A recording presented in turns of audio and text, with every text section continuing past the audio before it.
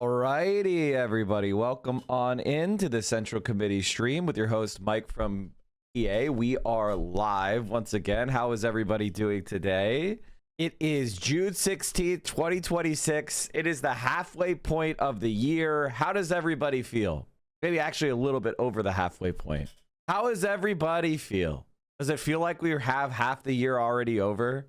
Why does Mike have obnoxiously long intros? 20 minutes is long? Other people have intros that are 2 hours long. The hell you mean? I mean, I guess I could do something different. Welcome on in to the Central Committee stream. The reason why we do this is just the nature of how Twitch operates. You know, like people, you know, it takes a few minutes for the alerts to go out, for us to be live, for people to like trickle in.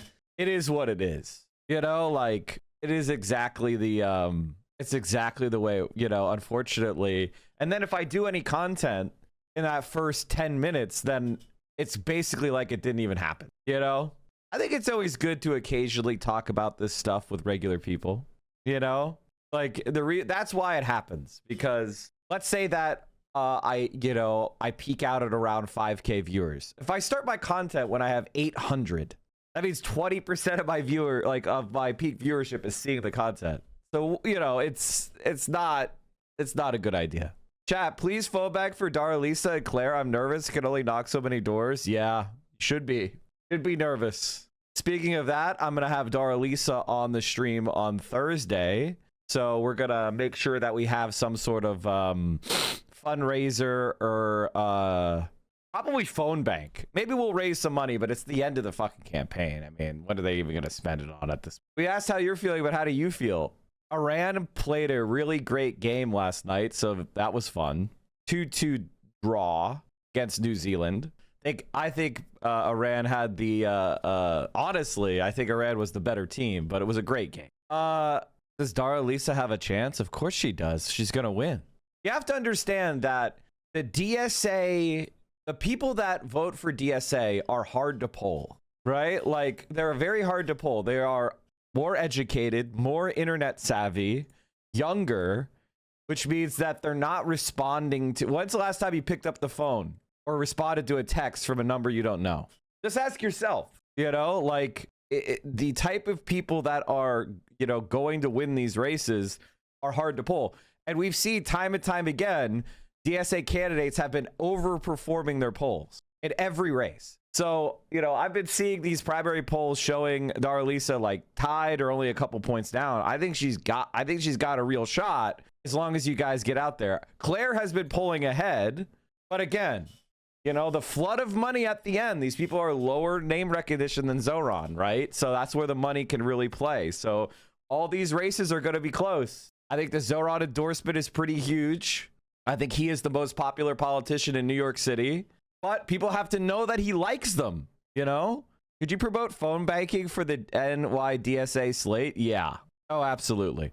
And the thing about phone banking and canvassing is one of the best parts of it is you actually get out into the community and you start talking to people. And those conversations are useful. It's like whenever we talk about Graham Plattner, a lot of the time it's fucking useless. Why? Because no one's voting in Maine. You could be as mad as you want about Graham Plattner, but if you live in Los Angeles or you live in New Orleans, like your opinion doesn't matter that much, right? It only matters insofar as you're influencing people from Maine, right? And so that's, or if you live in Argentina or the United Kingdom, who lives in those states crying about Maine? Or if you live in Missouri. You know, these are just examples of people that are, you know, complaining about Plattner every day. How dare you? They're special boys. Yeah. Narcissism is a hell of a drug, dude. Thoughts on the one dime video? A conversation on China is very difficult with an American or Western leftist because they're childlike. And I'm not saying one dime is childlike. I'm just saying that like Marxism is a way of looking at the world. It is an analysis of the world. And one of the insights of capitalism is that, or one of the insights of Marxism is that capitalism is a progressive force in history. And when I say that, a lot of people who are don't really know what the fuck they're talking about are going to have an emotional reaction. It's not to say capitalism is good. It just means that capitalism has advanced humanity out of previous modes of existence that were more exploitative or more dominating, right? And it dissolved previous feudal and ancient and tribal obligation.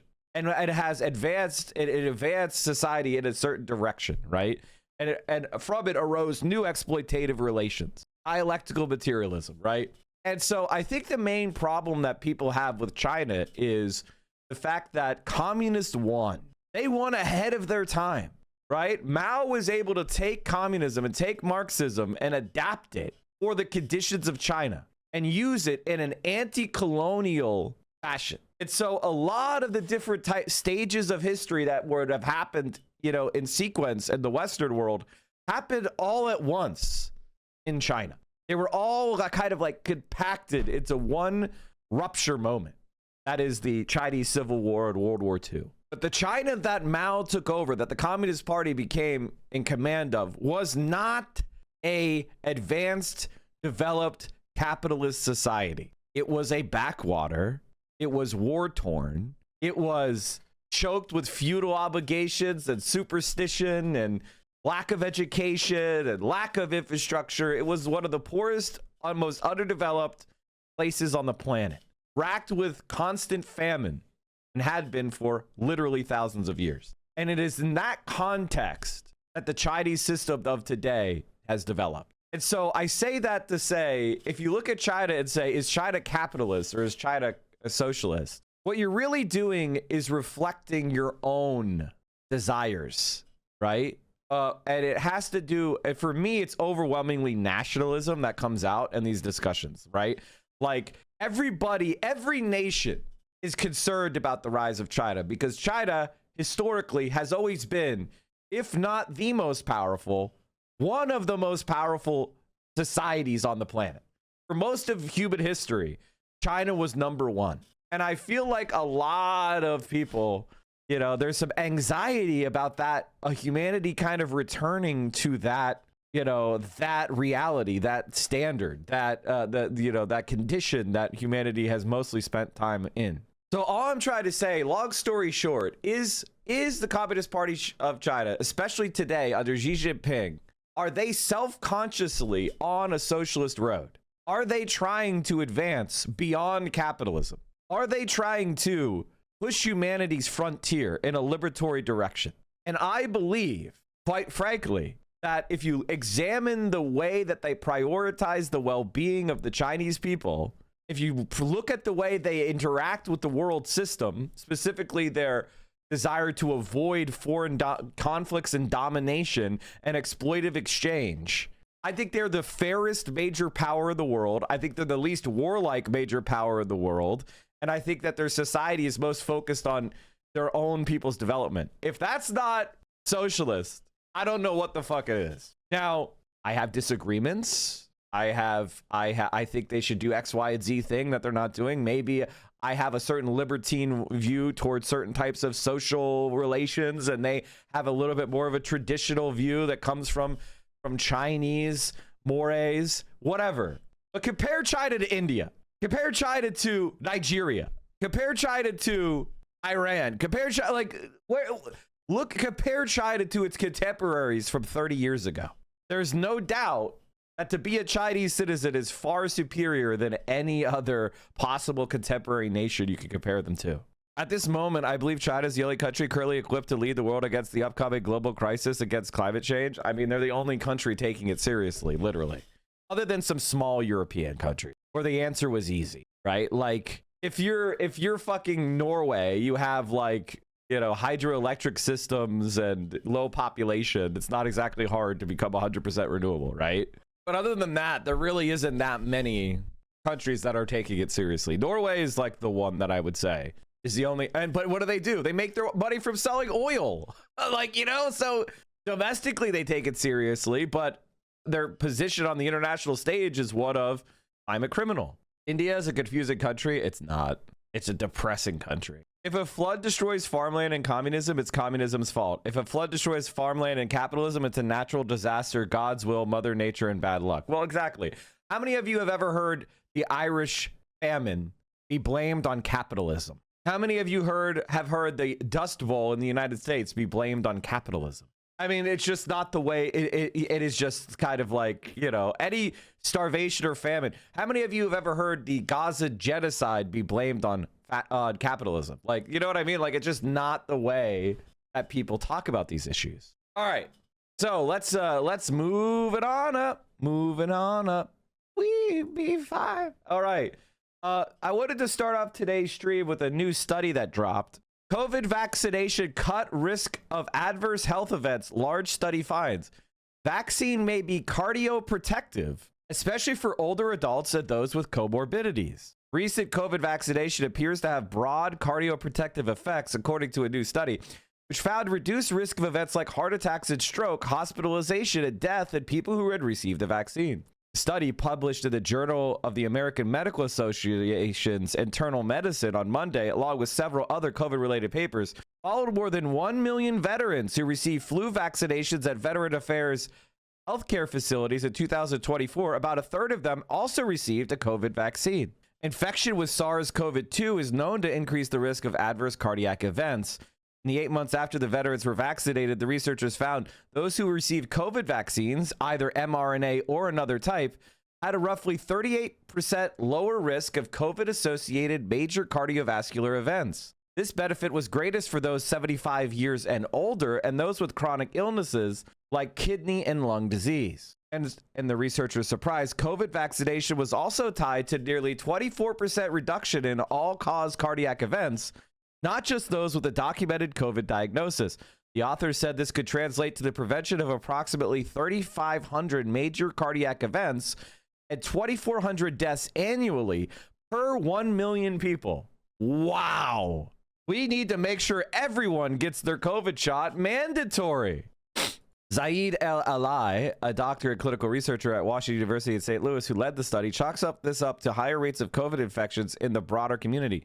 He spoke to Stat about cases where individuals who felt under the weather did not test for COVID at the time, but then weeks later ended up in the emergency room with a cardiovascular event. What that really means that those events are likely related to SARS-CoV-2 and were never recognized to be so in the first place. Robert Califf, a cardiologist and former commissioner of the Food and Drug Administration, wrote an accompanying commentary on El-Alai's findings. Califf spoke to Stat about why COVID vaccination may protect the heart, saying there are many, many studies now that show that vaccinations of various types seem to reduce the risk of chronic diseases, including cardiovascular disease. This is not inconsistent with what the other studies have shown. It's also worth keeping in mind that the testing environment has changed a lot, so knowing for sure who had a subsequent infection, that's probably the shakiest of the whole thing.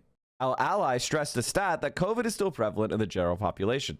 Despite the fact that the virus has evolved and things have mellowed down, and we no longer think of COVID infection as consequential, there is already actually a tidal wave of SARS-CoV-2 that continues to circulate in the population, he said.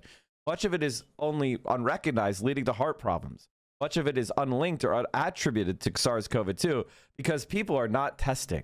While El-Alai's findings indicate cardioprotective benefits of COVID vaccines, these results may surprise some because vaccine-related myocarditis and inflammation of the heart muscle was an early concern about mRNA formulations. The side effect was seen mostly in young men.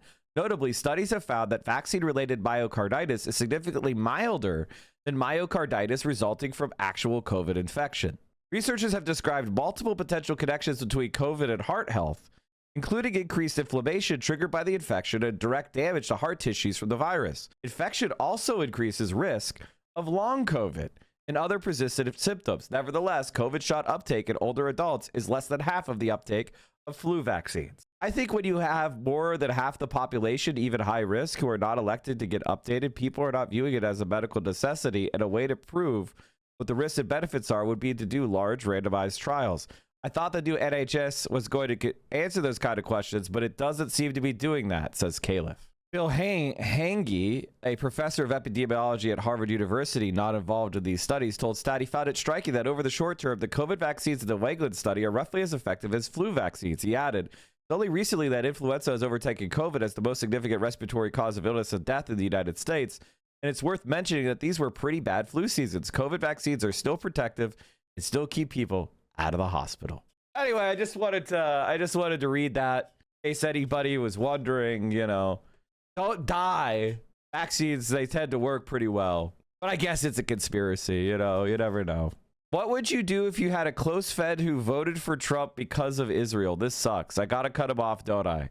I mean, all I would say is, in general, I don't advise cutting people off unless you've already tried to have good conversations with them and they seem psychotic, right?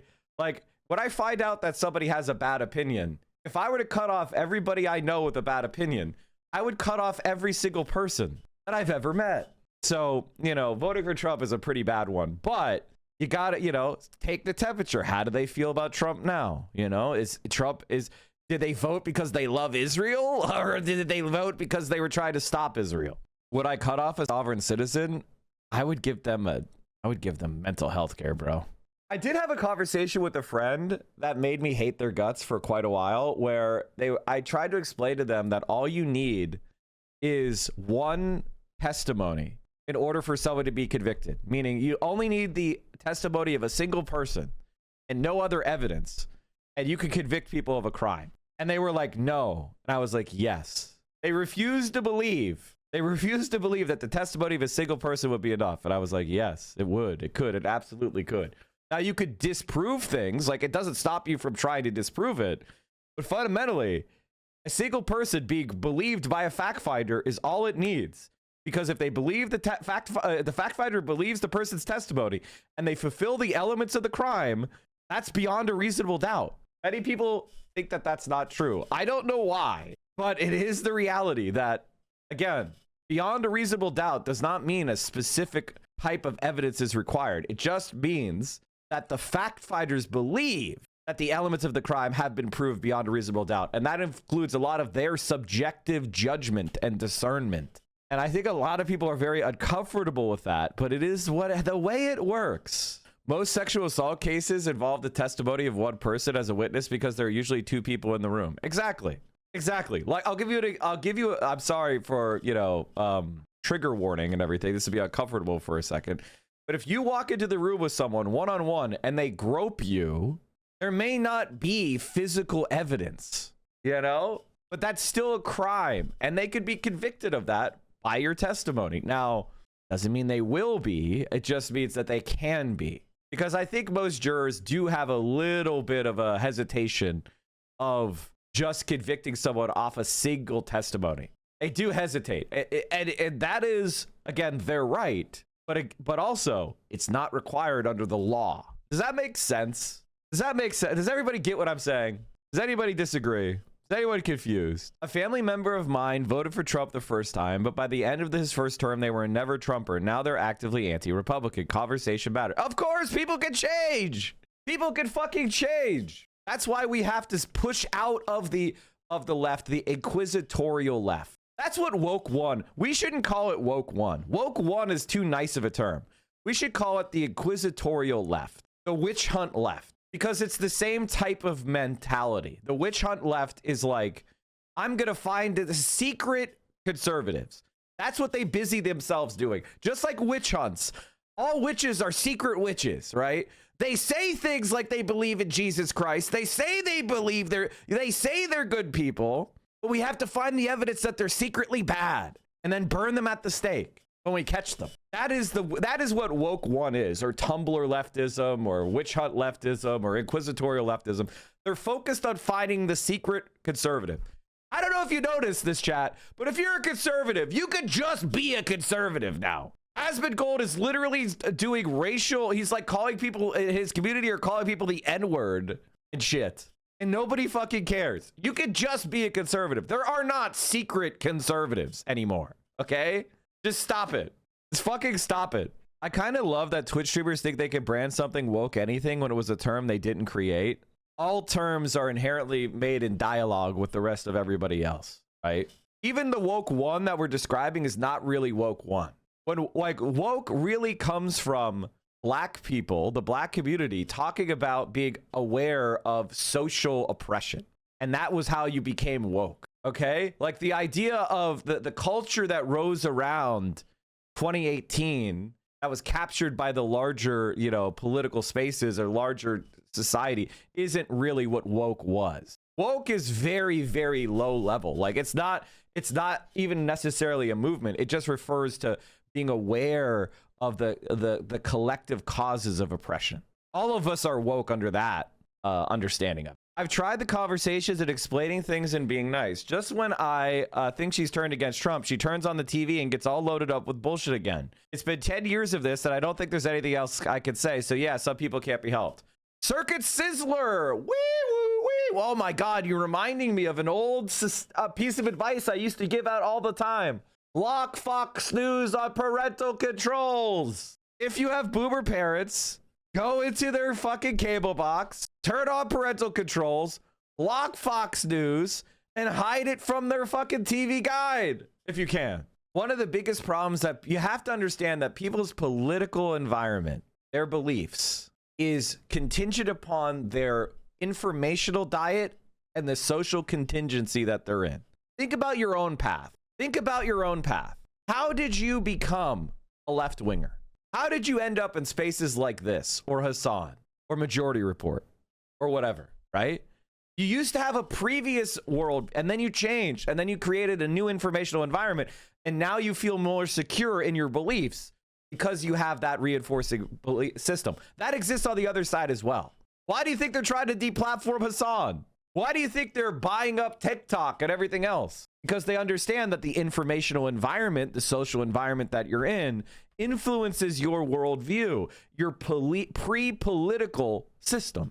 And as Acorn Magdump says, cult deprogramming, you got to cut off their communication with the cult. Exactly. If you have a family member who's being scammed, if you had a family member who's being pimped out and sexually exploited, step one to making them safe is getting them the fuck out of there. If you have a family member who's an addict, step one is getting them out of their social environment where they have a plug, where they have people they shoot up with, where they have people that they, you know, get money with. You know, like if you have an addict, the best thing you could do is move them across the country, lose their cell phone, lose their email address, and get them fresh in a new social environment that is supportive, where there isn't that temptation, where there isn't that pressure. This is step one. My dad became more right-wing as I became leftist, and it's both because we have access to the internet. I like to read theory, and he's a boomer. I mean, the boomer shit is... H3H3 unironically turned me to Hassan. That's fine. A lot of people got converted by leftovers. I thought leftovers sucked dick, personally. But I was already a lefty at that point. The only thing I ever enjoyed was leftovers was when they tricked... when Ethan Klein, the only good thing Ethan Klein ever did in Leftovers was tricking what's his fucking name, Steven Crowder, with Sam Cedar. That was the only thing that was good. And by the way, the only reason that happened is because Steven Crowder thought Ethan was a moron and he would be able to out debate him, which he is correct. He is a moron and he would have been able to out debate him. But luckily, Ethan Klein was self-aware in that moment to get somebody smarter in his place. That was pre-Leftovers, wasn't it? No, that was Leftovers era, wasn't it? Wasn't that Leftovers era? Okay, well then Leftovers always sucked ass. I thought that was Leftovers era. Is that what created Oh, okay. Well, there you have it. Then there was nothing good that ever happened on Leftovers that was of any use. I saw a post recently talk about why part of the reason why boomers are angry, violent is because they don't have pensions, just 401ks. I mean, the 401ks, they don't work. Basically, like all the saving systems only work if you're upper middle class. So it's called privilege hoarding. Basically, the people in the top 10%, they're doing okay because they have enough extra money to buy stocks. But the rich aren't going to let you keep it because for a long time we had you could just do index funds and you didn't really have to actively manage your portfolio, and that was like a cheat code, but they're coming for that. SpaceX is basically, they're trying to extract all the wealth out of the guys who just buy index funds. They're trying to, you know, go after the top 10% and reduce it to the top 1%, have all the wealth. I'm fucking CPA and I'm doing well enough, but there's no way I could actually make and save enough to retire before I'm like 75. Yeah. I don't really want to. I really don't want to watch. Like this seems like a low blow to me. Like Oliver Tree was obviously doing some sort of bit. It's doing pretty good. You know, it was doing some sort of bit. Maybe there's some truth to it, but it just feels to me ghoulish to try to use this against Ethan. I think that would be a low blow. You know what I mean? I think that would be ghoulish, and I think that would be a low blow. As much as Ethan Klein deserves it, I'm better than him, so I'm not going to do that. You know what I mean? Like I'm better than him, so I'm not going to do the thing that he would do, right? All right, Donald Trump talking about Lebanon. Let's get it cracking, chat. What are we talking about today? Hassan Abi on Breakfast Club. Will the Iran war deal actually happen? Because the Iranians made Lebanon peace part of it, and the Israelis are basically saying no. And all the Zionists, they're having temper tantrums because they want to do infinite war across the entire Middle East, and the U.S. has to pay for it all. And now that Donald Trump is like, well, it's starting to hurt me politically, I don't want to do this anymore. Now they're all turning on Trump and saying they want Biden back. And honestly, I mean this. They might even be right. Like, the Israelis might be right that if they had Biden or Harris in there, they probably would be able to do more. Like, I think Biden and Harris care less about how popular they are and are more connected to these. Like, okay, that might not be fair. Let's just say that I think that it would be a reasonable thing to believe. I don't know that I believe that. You know, I wonder if Joe Biden would ever stand up to Israel. He never did. And Kamala Harris did throw away her presidency for Israel. I mean, maybe in my heart, like, in this day and age, I don't even want to say that the Democrats would be as bad as Trump. As bad as the Democrats are, they're cowardly, right? And I would rather fight a bad coward, you know? And I do think the Democrats are cowardly. So it's hard to believe they would really do things that would be worse than Trump. But they're certainly paving the way for him. President, what are the expectations for Israel? Can this deal survive if Israel attacks Lebanon? It can, and you know, I consider that the minor war. Iran's the big one, but we have that little pinprick out there that constantly rears its head, and that's Hezbollah.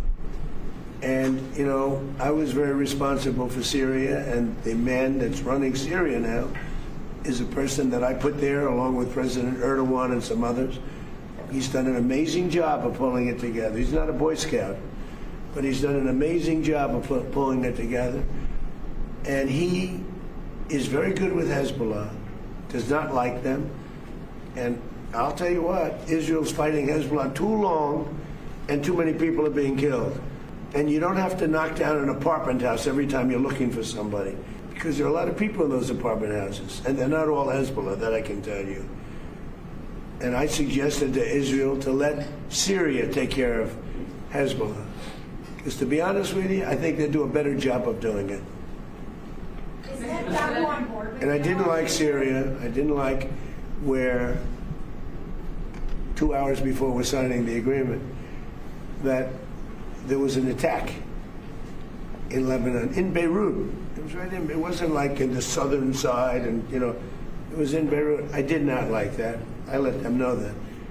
I didn't like it, not at all. But I think that Syria, you know, he's pulled that country together amazingly quickly. He's very capable, and he's been very good for me. He's protected everything that I've asked for, he's done. And if Israel can't do the job without killing everyone else, he'll do the job. Syria will do the job. So that's the plan. Peace with Iran between is America and use the proxies in Syria to attack Hezbollah instead. Yeah, America's always been allied with Al-Qaeda. We've been using Al-Qaeda to attack kind of the Iranian proxies for a while. ISIS. That's what ISIS really was. ISIS was a way of attacking Iranian proxies in Iraq, right? Because after America lost the Iraq war, it was Iranian allied forces that took over Iraq. And so the United States kind of spun up with the Gulf states. They spun up ISIS and Al-Qaeda to fight against, you know, Syria, the axis of resistance. So ISIS and Al-Qaeda are kind of like American aligned groups. Now they're not like directly aligned. And then it was kind of like, you know, it was a little bit of a bad look because then they started executing like Westerners and shit. And so we had to do this thing about how they were all bad, right? Kind of cook up the idea that the US should be fighting, you know? And then it was like, well, we got to arm the moderate rebels, right? Which in reality, if you look at the weapons that ISIS is all using, they're all using American weapons that were given to, quote, moderate rebels. This has been known for decades, right? So ISIS is, you know, people tend to think that the evidence is pretty strong that ISIS is aligned very close with Israel. But, you know, again, all of this is still classified, so we're not going to probably learn about it for another couple decades, unless like somebody like AOC releases it all. But even then, I think AOC would hesitate to release all of that, which is part of my problem with her is I'm worried that she's not ready, but it is what it is. We do what we can.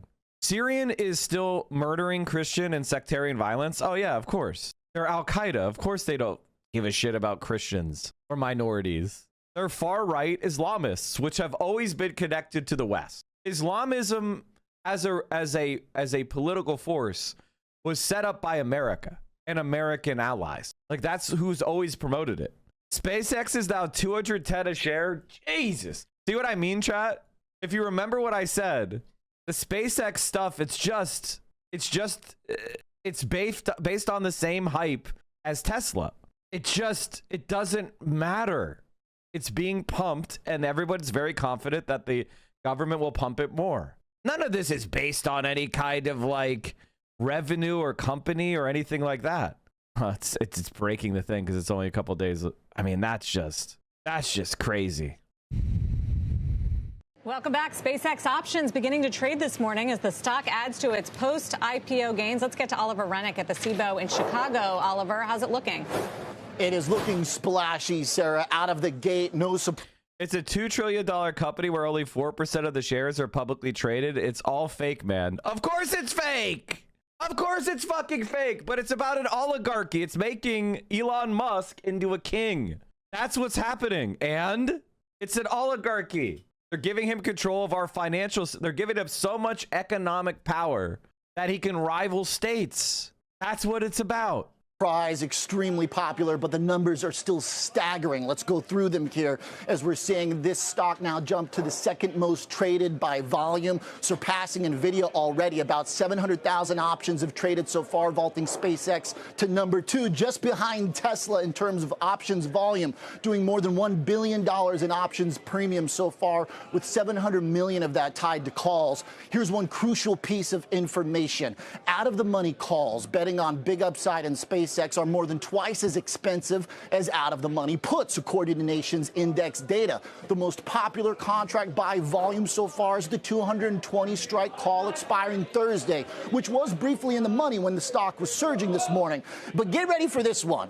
The punters are awake. The third most popular contract by volume today is the 380 strike call expiring Thursday. That's a 15-cent contract, i.e. $15 US. A pop betting on an almost 80% rally in 2 days is what that contract needs to pay off. So now is probably a good time to bring in a quote from Chicago legend and perhaps the godfather of retail options trading and education, Tom Sosnoff, whom we spoke with this morning.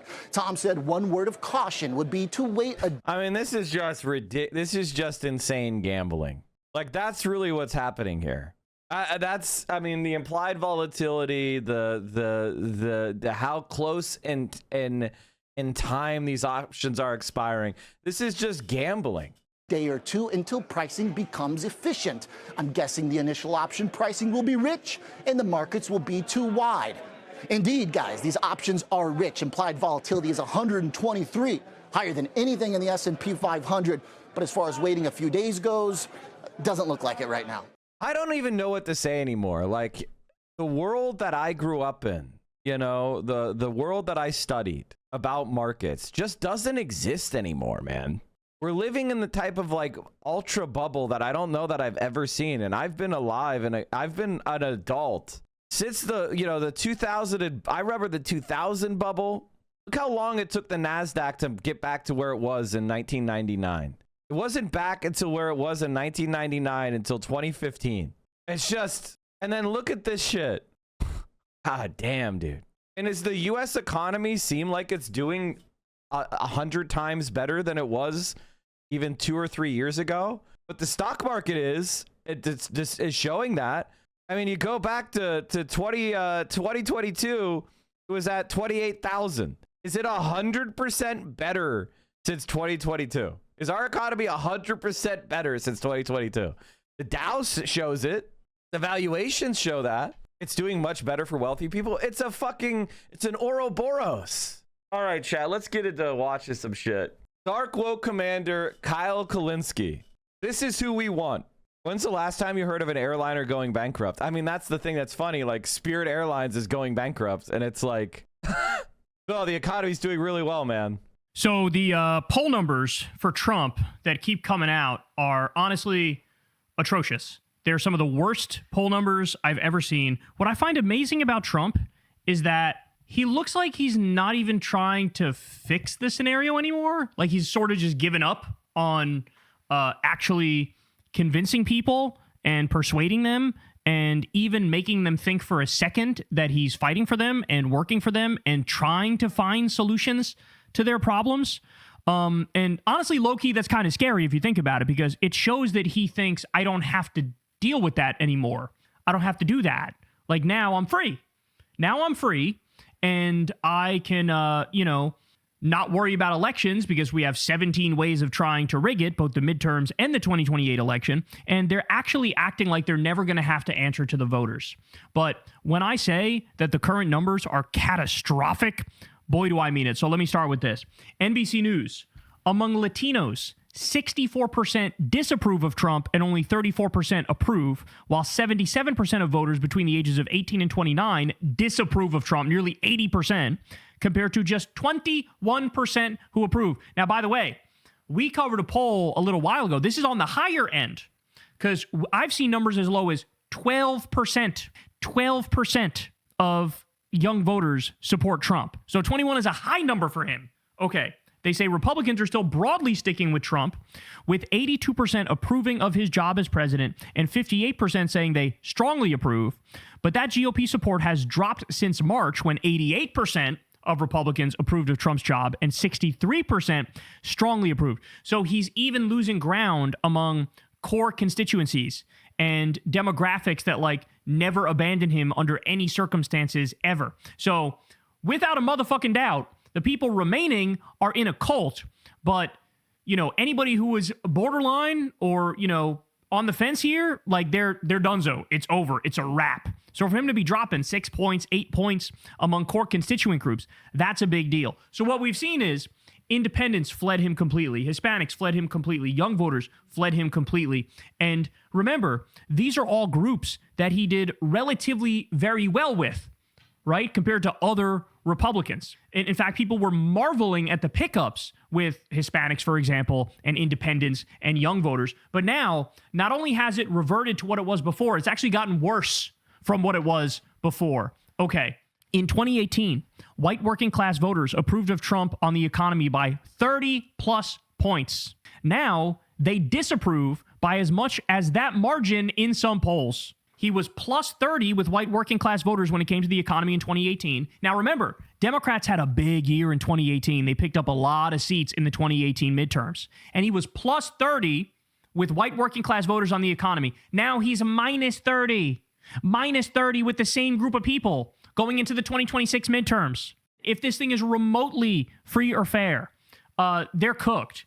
And again, like I've always told you, too big to rig type shit is sort of what might end up happening. They might have a whole bunch of tricks up their sleeves, but it might come to naught if, for example, groups that typically would vote Republican just start voting Democrat. Not done, though. Democratic voters are highly interested in the upcoming election. Republicans... Oh, no. I mean, all the evidence, and this is where Kyle gets it right. All the evidence is that Democrats are fired up. Double haters hate Trump. Republicans have less interest. And even in polling, when we talk about who do you trust more, the generic Democrats are way ahead. All the evidence is coming for a blue wave. Like, that's just, there's no evidence whatsoever that you can see that Republicans are doing well, right? Like, and Donald Trump is personally more unpopular. The bloom is off the rose, okay? People could be nostalgic to, and the reason why Donald Trump got elected, if we're getting to be really honest about it, the reason why Donald Trump got elected is people were nostalgic for 2018. They were nostalgic for the period before COVID. They were nostalgic for a period where they didn't have things like the genocide in their face 24/7. But now that Donald Trump is in there and things are worse than they were under Biden. So not only is Donald Trump disgusting and annoying, things are worse and nothing that he said is getting better. So there is really, and so for like upper middle class people, Donald Trump is offensive. He makes them, he's classless and offensive. Like, I'll give you an example. You know the UFC shit at the White House? That offends the swing voters that they need. That's exactly the type of person the Republicans need. That's who it, and like regular fucking people, they don't like Trump. They look at the prices of the gas at the price of gasoline at the pump. They're pissed off at Trump. So the only people that like that shit are already Donald Trump. That is more red meat for his base, but it offends all the people that are persuadable. He's actually fucking up big time. So, and that's how we win. If it is a referendum on Trump, that's how we win. And by the way, being the most anti-Trump is the lane that the left needs to be in. The lane that we need to occupy is we are the only group for Trump accountability. Centrist Democrats were kissing the ass, like Gavin Newsom kissing the ass of all these Republicans after Trump won. Gavin Newsom fighting against the billionaire tax. That's going to be our lane in 2028. Not so much. So breaking DOJ back in March of 2018, which again, I cannot stress this enough. Thank you in March of 2018, Democrats ended up having a big midterm year. Okay, 66% of Democrats were highly interested in voting in the election. Okay, 57% of Republicans were. Today, it's now 74% of Democrats are highly interested in voting in the election, and 61% of Republicans. So there is a double-digit lead, a 13 percentage point lead among Democratic voters, basically being like, I'm definitely voting. I'm definitely getting my ass to the polls. This is one of those numbers that is a really good benchmark and really indicative of what's likely to happen, right? When one side is like, no, I'm actually like, I cannot wait to get my ass to the polls to go vote. That's a big deal because it always comes down to turnout, bro. It always comes down to turnout. Okay, then we have this. The median Democrat voter is a self-described socialist who thinks the party should be more centrist. So this just goes to show you, it's like that meme, like we taught a monkey the median voter's politics and it hanged itself. In fact, I think somebody posted that underneath here. We taught this chimpanzee to understand the median voter's politics and he hanged himself. Well, okay, honestly, like this stuff for me, this is basic voter psychology 101. And I could kind of judge how good of a political commentator somebody is based on their familiarity with this concept. People don't know what moderate means. I've said it on the, how many times have I said that on the stream?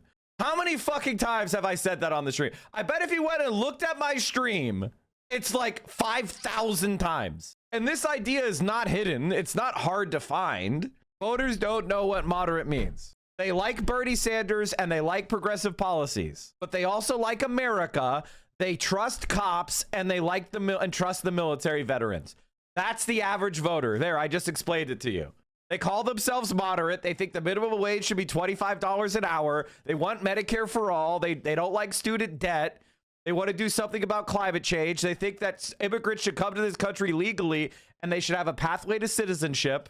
They think billionaires should pay more in taxes. There you go. I just explained to you the average voter. Who does that sound like they should support? And that's why if you look at Mexico, if you go and look at Mexico with Morena, all they're doing is populist leftism as I'm describing it, and they got a 70% approval rating. The same thing would happen in America. If we got an AOC FDR style presidency where she was doing if we actually started to implement our shit all across the country, just as they do in Mexico, she would have a 70% approval rating, just like Claudia has in Mexico. That is the reality. The main impediment we have is the same impediment that Zoran has, right? What is Zoran's approval rating with Democrats now in New York City? What is Zoran's approval rating going to be? The answer is it's going to be high as fuck because all of the, there's a bunch of people that actually believe the Democratic elites when they say it'll be a disaster and that he's Sharia law and all this other shit. New Abdul Ad? There is a man from Michigan who knows how great we once were and how great we can be again. Abdul El Sayed grew up as Michigan as you get. parents worked the auto industry, football. U of M became a doctor to help people.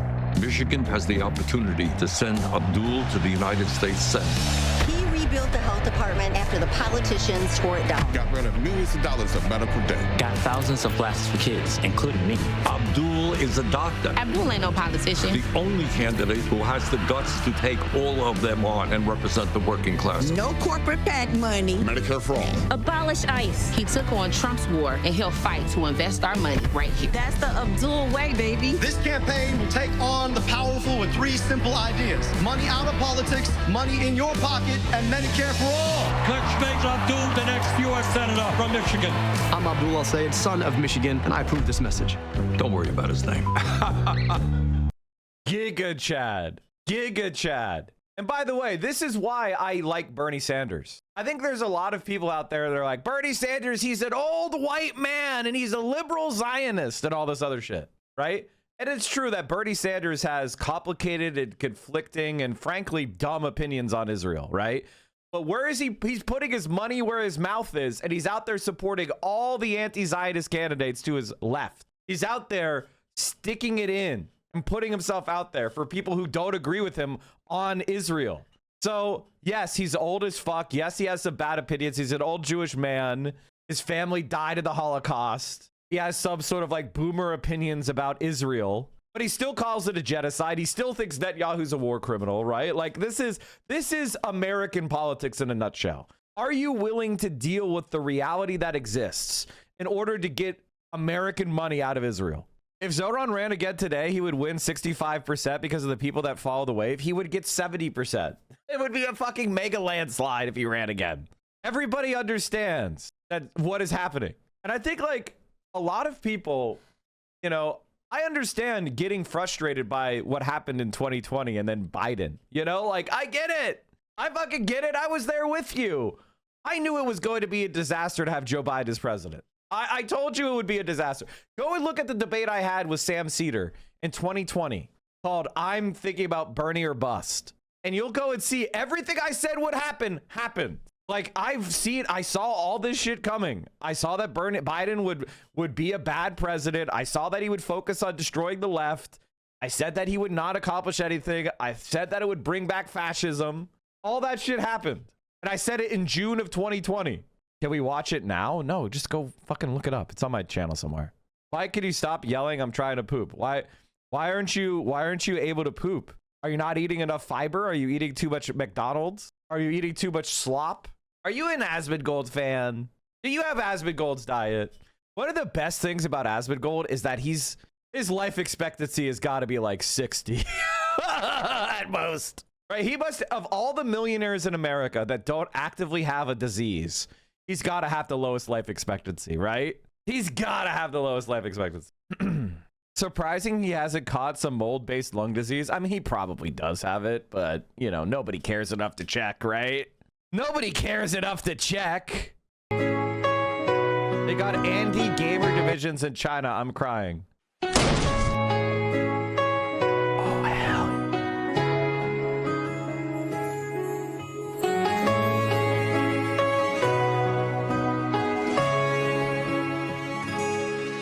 被岁月磨平了棱角。人群中 We salute our anti-gamer warriors. 多言谈笑，这不上不下的年纪，学会向生活讨好。Oh my god, he's got the Ethan Klein neck.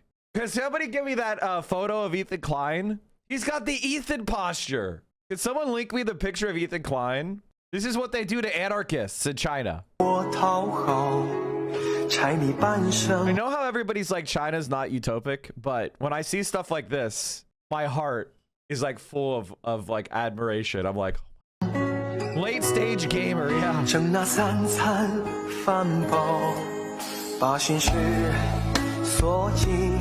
Oh my god, that is actually the Ethan posture.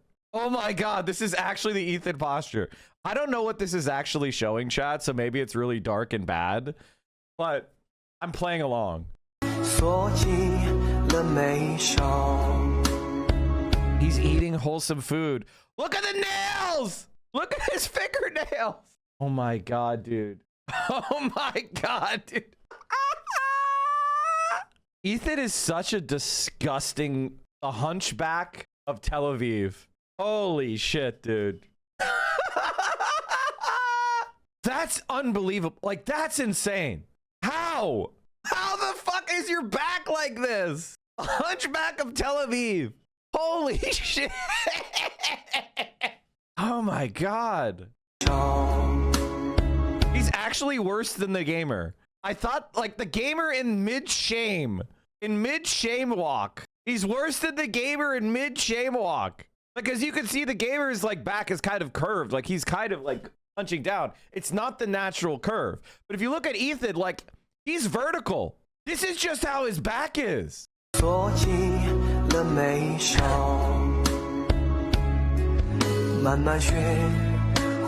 giving him a haircut. Honestly, this is like the care, you know? Like, this is, I know this looks rough, and obviously, you know, I'm not saying that it's, you know, I'm not sure what's actually going on here, but more love is being shown to this Chinese NEET than has ever been shown to Asmongold in his entire life.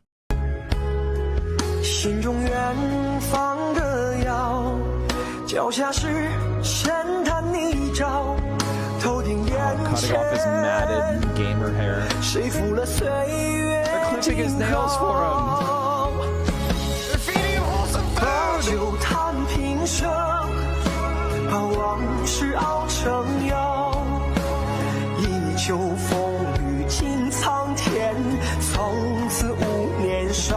They're getting grooming supplies.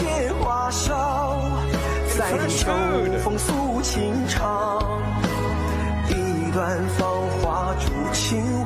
He's gardening outside.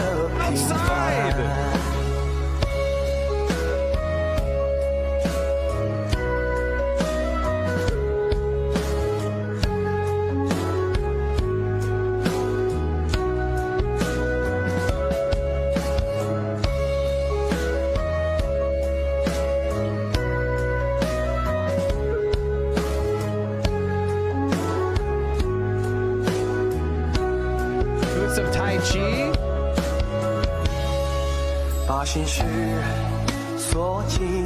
Plays the basketball. Okay, he doesn't really have a, he doesn't have good form. The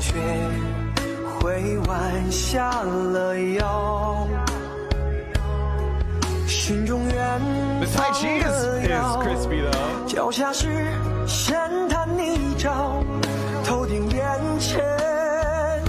He's standing up straight.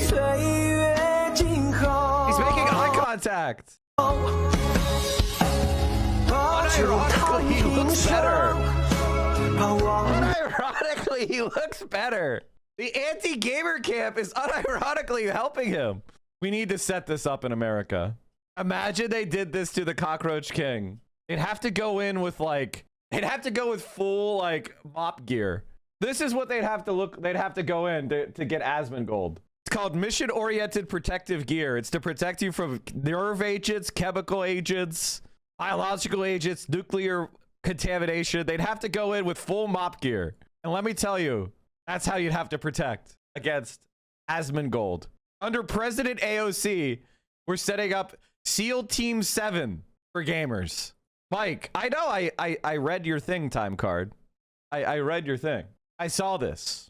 The U.S. Attorney for the District of Minnesota, the special agent in charge of Homeland Security investigations, will announce charges against multiple defendants for conspiracy to impede or injure federal officers and related charges pertaining to the efforts of a group comprised of members from two Minneapolis-based Antifa groups to violently oppose immigration and law enforcement. I wonder who are they arresting? Official government statements containing the word Antifa is the dumbest timeline. Listen, I get it. I get the sentiment. But I'm gonna need liberals to stop. You're not smarter than Trump. I'm gonna say the most offensive shit you've ever heard. You're not smarter than Trump. If you were so fucking smart, how come you keep losing all the fucking goddamn time? It's not dumb. It's smart. They're going after the people that resist. They're going after the people that actually fight back and fight back effectively. They are fascists and they're going after the anti-fascists. I just don't understand how anyone could say anti-fascist in one breath and akin them to a terrorist group. Well, see, they're fascists. And here's the thing. The reason why they're doing this is because the Uniparty, the corporate Uniparty, understands that they're very unpopular. Everybody knows the Republicans and the Democrats are basically the same. And the only exception is the Bernie Sanders aligned left-wing populist. Like, the average person understands that. That is the opportunity that we have. The opportunity is that if you pulled a random person off the street, the median voter, and you said, what do you think about the country? They'd be like, the Democrats suck, the Republicans suck, Bernie Sanders is good. I heard about this kid named Zoran Mamdani. I kind of like AOC, but I really love Bernie. That's the median voter. And they know that. The Democrats in power and the Republicans in power, they know that. They're not confused. They're not fucked up.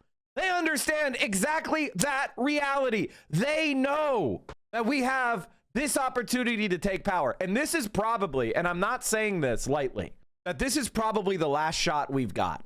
If AOC or maybe Ro Khanna, I'll give him that. If AOC or Ro Khanna or somebody like that does not win in 2028, our country's toast. And if you're sitting there back going, yeah, based, I don't mean toast in the way of like, and then the rest of the world, America falls apart and the rest of the world lives in kumbaya shit. No, I mean, we're doing Nazi Germany shit and we're annexing fucking parts of Mexico and Canada and we're taking Greenland and we're invading countries and we're setting up death camps. And American fascism is in some fucking war with China in the next 10 years. I'm not saying like, oh, our country falls apart, boo-hoo, poor Americans. No, I mean the human race is fucking toast. And people will hear me say that and they'll be like, oh, Mike's being a liberal and saying how you have to vote. No, I'm saying reading like looking at the tea leaves, looking at the situation.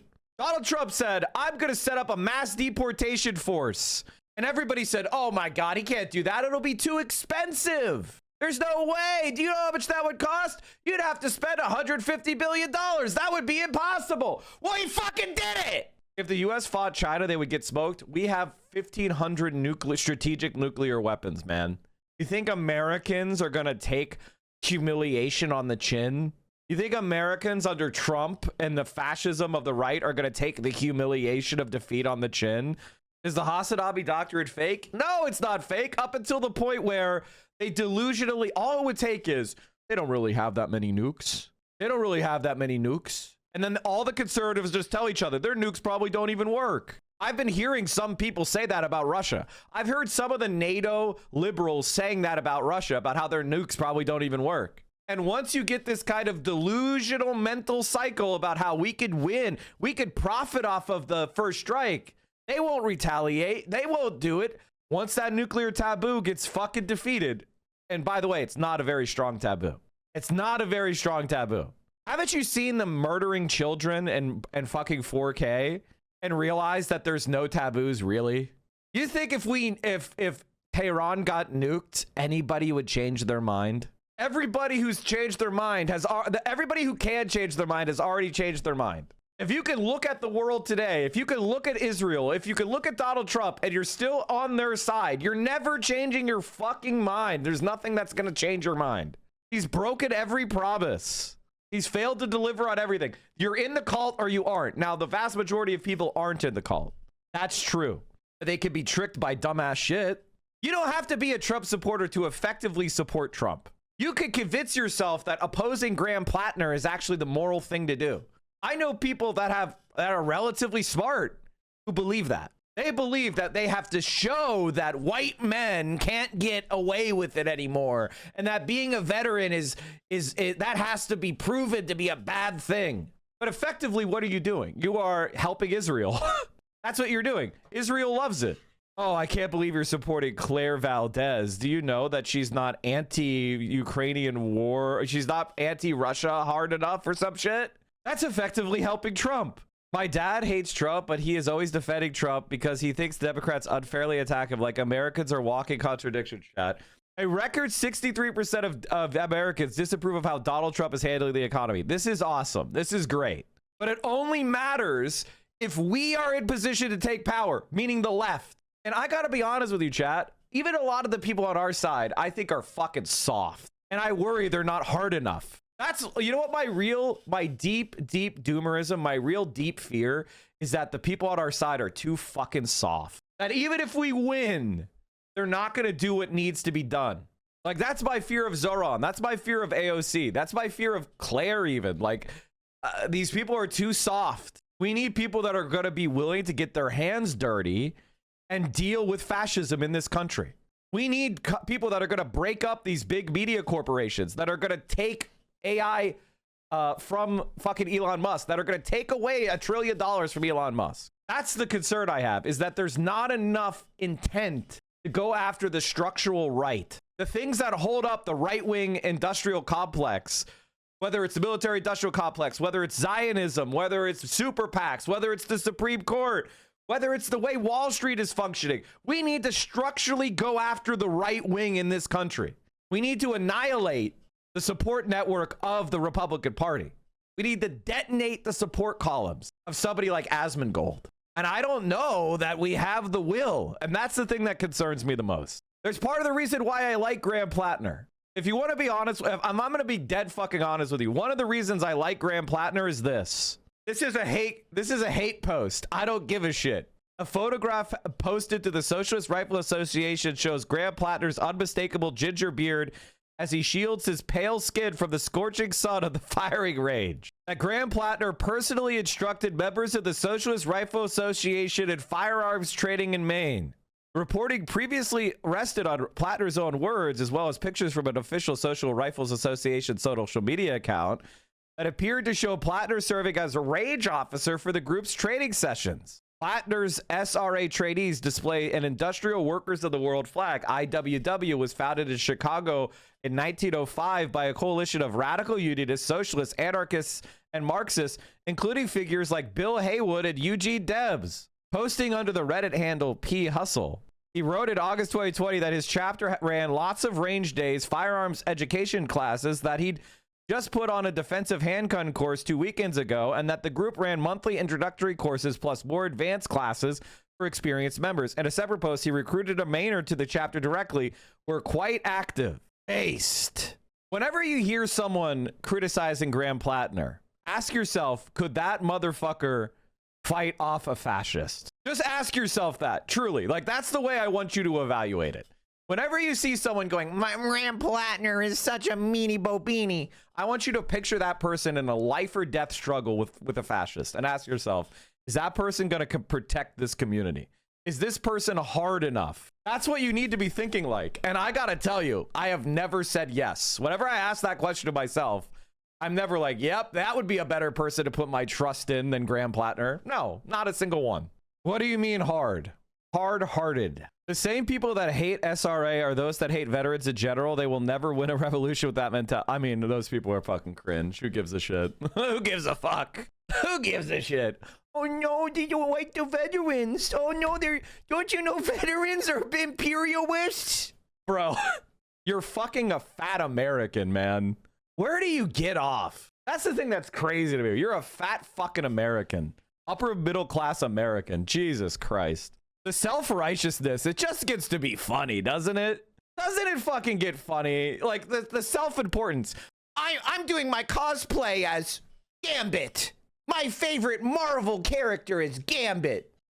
My family are, you know what I mean? Like, come on, man. You're 5'6". Come on. Play your lore accurate Wolverine, okay? Can you do that? Just stop. I made a comment on a post by a prominent leftist account calling them out for falling for the anti-planter shit, and immediately got told people like me need to be taken care of by crusty anarchists. Yeah, anarchists, man. They're famous for how hard they are and how they, you know, like, come on. Are we talking about Hassan? That's literally his favorite superheroes. LOL. Hassan could never be Wolverine. He's too tall. So it's all right. Let's watch Hassan on. Do we have the link to Breakfast Club? Did they post it anywhere? I like Vorlo. Because he's a real one. Even though he might not even agree with me on some of the stuff I'm saying right now. I still like Vorlo. All right, let's crack into this. Assad Piker on Breakfast Club. No. Like, many people will be like, here's the thing. Like, the stuff about the Graham Plattner stuff is because I just, it's fun to just be like, yeah, this is the moment. This is the moment where I pretty much tell you, guys, if you want me to be anti-veteran, you're in the wrong spot. You're in the wrong spot. I'm not. I'm anti-imperialist. I'm anti the wars. I'm anti the genocide. I'm not anti some people changing their mind because I'm 40 and I remember what America was like in 2001. Okay? And so if people are coming back and they've broken free of the mind virus programming, you know what I mean? Like, and they are out there fighting against the wars and fighting against Israel, I'm going to back them up every day. I want people to be able to change. I'm not here to do some sort of like performative self-righteous bullshit. If that's what you're into, have at it, Haas. But this space is going to be the space for vets that are anti-imperialist. If you're a veteran and you're anti-imperialist, you're welcome here. You're 100% welcome here. I want more infantrymen in my community. I want more explosive ordnance disposal guys. I want more people who understand how to do what needs to be done. I don't want people that are, I spent my 20s in grad school studying how oppressive America is. In 2017, I was 23. And it's like, no, that's okay. I'm good. It's not to say that that shit isn't important.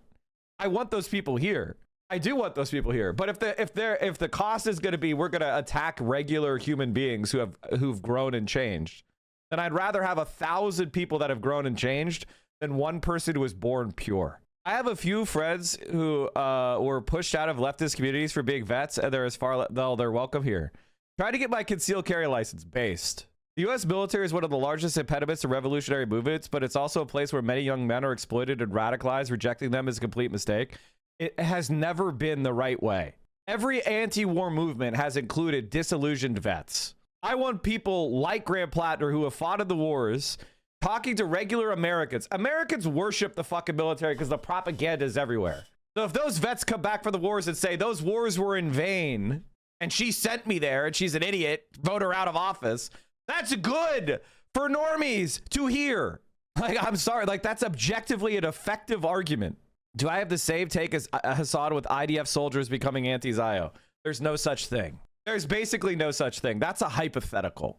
Israel is the most fascist society to ever exist. Every other fascist society that we've seen has significant physical resistance.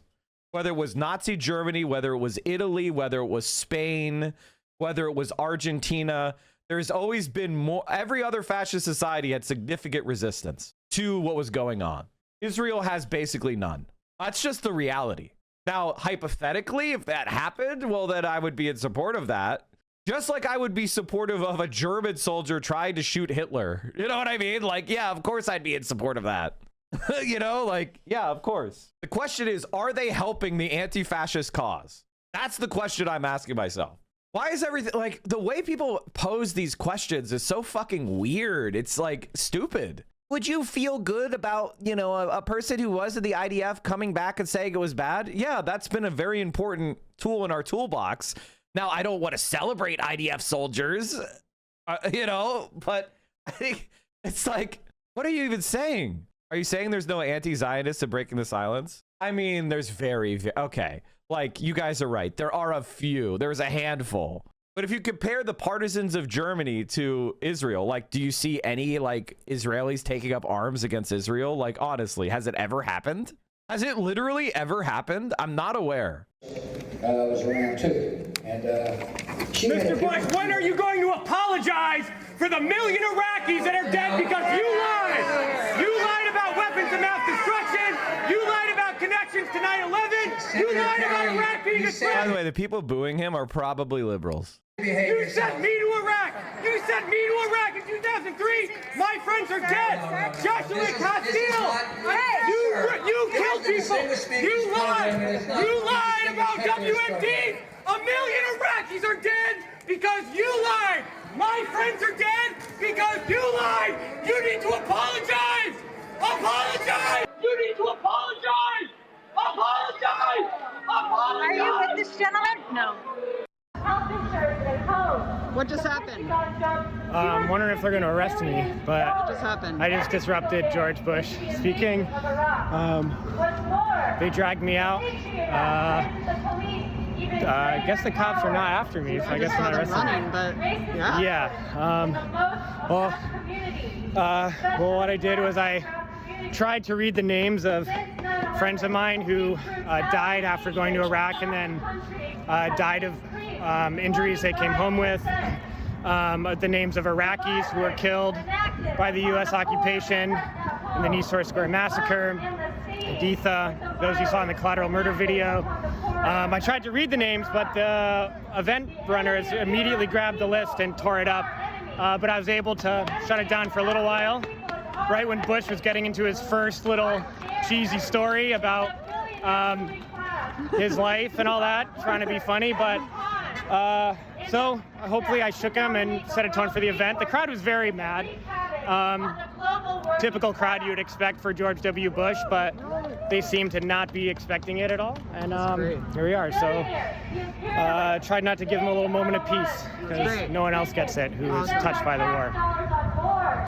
I think one of the things that has happened is that the nature of resistance to the right has shifted from in-person stuff to online space. And in the online space, you're behind a keyboard, right? And so there's less like actual community building that happens. So you could say more shit and you could feel more self-righteous in a totally safe way. And it's led to LARPing. Like the LARP factor is off the fucking charts online. What do you think about the concept of techno-feudalism?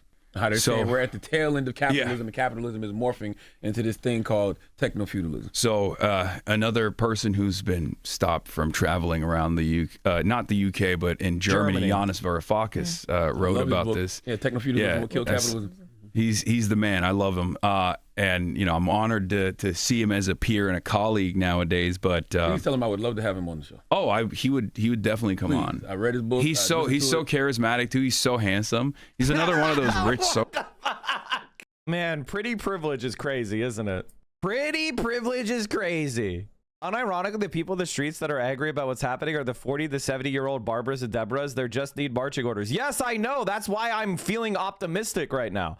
The reason why I'm optimistic is that left-wing spaces look less like a Gremlo chat and more like a PTA chat. That's Parent-Teacher Association for you, those of you who don't know what that PTA means. The less nose rings per capita, the better our movement is doing. Again, nothing against nose rings, nothing against blue hair. I love it. You guys are the best. But the nose ring per capita has declined in left-wing spaces. That's good. Hey, that's a personal, it's called a joke. Chad, is it gay to kiss your bro on the lips? No. And regular people are fired up. Deborahs are like, no Republican should be fit to live. That is the passion. I think a lot of people are uncomfortable. They think of leftism like a band, like you know when there's like an indie band that's popular among the like elite, and then it starts getting picked up by the mainstream, and those fans like get mad and they try to gatekeep it. They try to like prevent the band from blowing up. Leftism is suffering that right now. There's a lot of people who they don't think they can hold on to their position of prominence if leftism becomes more popular, right?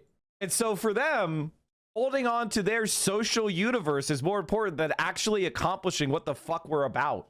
We're moving in that direction. And there is something that is, you guys know the difference between like math and engineering? It's like the difference between architecture and being a builder. The difference between being the architect and being the builder, right? A lot of people in the online left, they love the blueprint. They love the drafting room.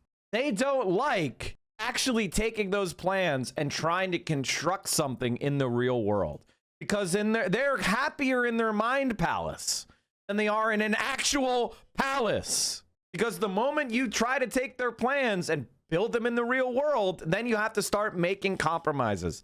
The moment you take that architectural plan and you move it into the real world, no matter how experienced you are, no matter how much you understand about the materials and the process, the moment you try to actually pour a slab, you start to make compromises. And that is where we're at. We're going to try to build some shit. And I feel like a lot of people don't want to, because part of them are afraid that it'll fall down. And the anxiety of maybe being wrong is too much for their ego. So they'd rather never try. And they self-sabotage. A lot of dissent from the left of Plattner was less about Plattner and more about the people defending him, at least from what I saw. Man, that sounds like Zionist ops then, doesn't it? That sounds like a Zionist op then, doesn't it? Wow, this guy is in a 95% white state, is a white veteran, and he's coming out as an anti-war, anti-Zionist, pro-Medicare for all, pro-intersectional candidate of the populist left, who will be on the left flank of the Democratic caucus and will flip the Senate from Republican Zionist control and be and he's a friend of Majority Report. He's a friend of the online left spaces that we occupy. And these useless motherfuckers are trying to sabotage him. The people that are running hardest against Graham Plattner, you're connected to the fucking people that he looks to. You're literally trying to sabotage your own community. Like, that's the thing that really gets my gear. Is he's a fucking Majority Report fan. He was a Michael Brooks fan. You're literally sabotaging our own allies, you fucking bastards. Oh, I can't believe you're defending the guy who's anti-Zionist. Did you know he's white in the whitest state in the country? I can't believe he's a white. I can't believe a white man is running in Maine. The fuck are you even saying? Guys, did you know that he had alcoholism? He wasn't born in the test tube next to Pete Buttigieg. He wasn't a sexless Ken doll his whole life. I can't believe, did you guys know that he made mistakes? I can't vote for somebody like that. What the fuck are you talking about? Get the fuck out of here. We've got to help super Zionist Susan Collins ban abortion more and support the Iran war more. That's going to be good. Because can you believe it? These fucking white leftists want you to vote for a white man in Maine. Oh, guys, slow down. We've got really important centrist work for you know, John Ossoff. That's the guy we want to support. The fucking liberal Zionists who voted for Israel 1,000 fucking times. That's the guy we all got to get excited about. What the fuck are you saying? Elect a white guy in a 95% white state. No way, dude. You're a fascist. Don't you think it's problematic to vote for a white man? Like, that's the level of debate we're having. Get the fuck out of here. Mike, have you considered voting for the perennial candidate who has no fans and no support and will get absolutely fucking dog walked by the centrist? Why are you voting for the guy that people actually like? That's very problematic of you. The worst part of these types of people is they don't actually do anything to help people that are good, right? Like, it'd be one thing if all these people were like helping Claire Valdez, Adar Lisa, and they were out there and they were helping Ray and they were like actually raising money and campaigning for people that are good, like say Abdul. Abdul is fucking perfect. He's designed in a fucking lab. A Muslim man with a fucking doctor. He's got a PhD and an MD. He's a Rhodes Scholar. He's anti-Zionist. They're not out there doing anything for that guy. They don't give a fuck about good people. So save it. Fucking save it. Full Breakfast Club interview dropped, audio only. Ew. They were actively shitting on Chris? Really? Fuck those people. They shat on a guy who was a doctor who went to Gaza as a surgeon and treated the Gazans as they were being bombed and refused to evacuate a hospital the IDF was attacking because Mehdi Hassan liked them. An actual fucking hero. Like, these people are scum. Like, what do you want me to say? You want me to pretend they're my friends? You want me to pretend these people are my friends? Why? Because you randomly clicked on their stream because I wasn't live yet fucking 6 months ago? I'm supposed to pretend like these people are good? They put Hassan in their title while they shit on every single one of his actual friends?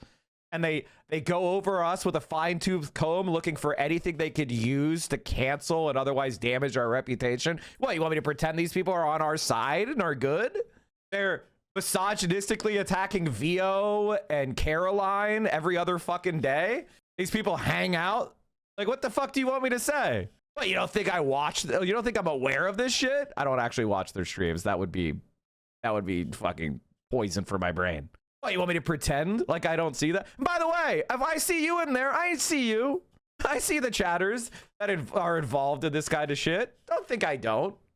Again, this is all coming to a head. You think I'm going to slow down in this energy going into 2028? Nah.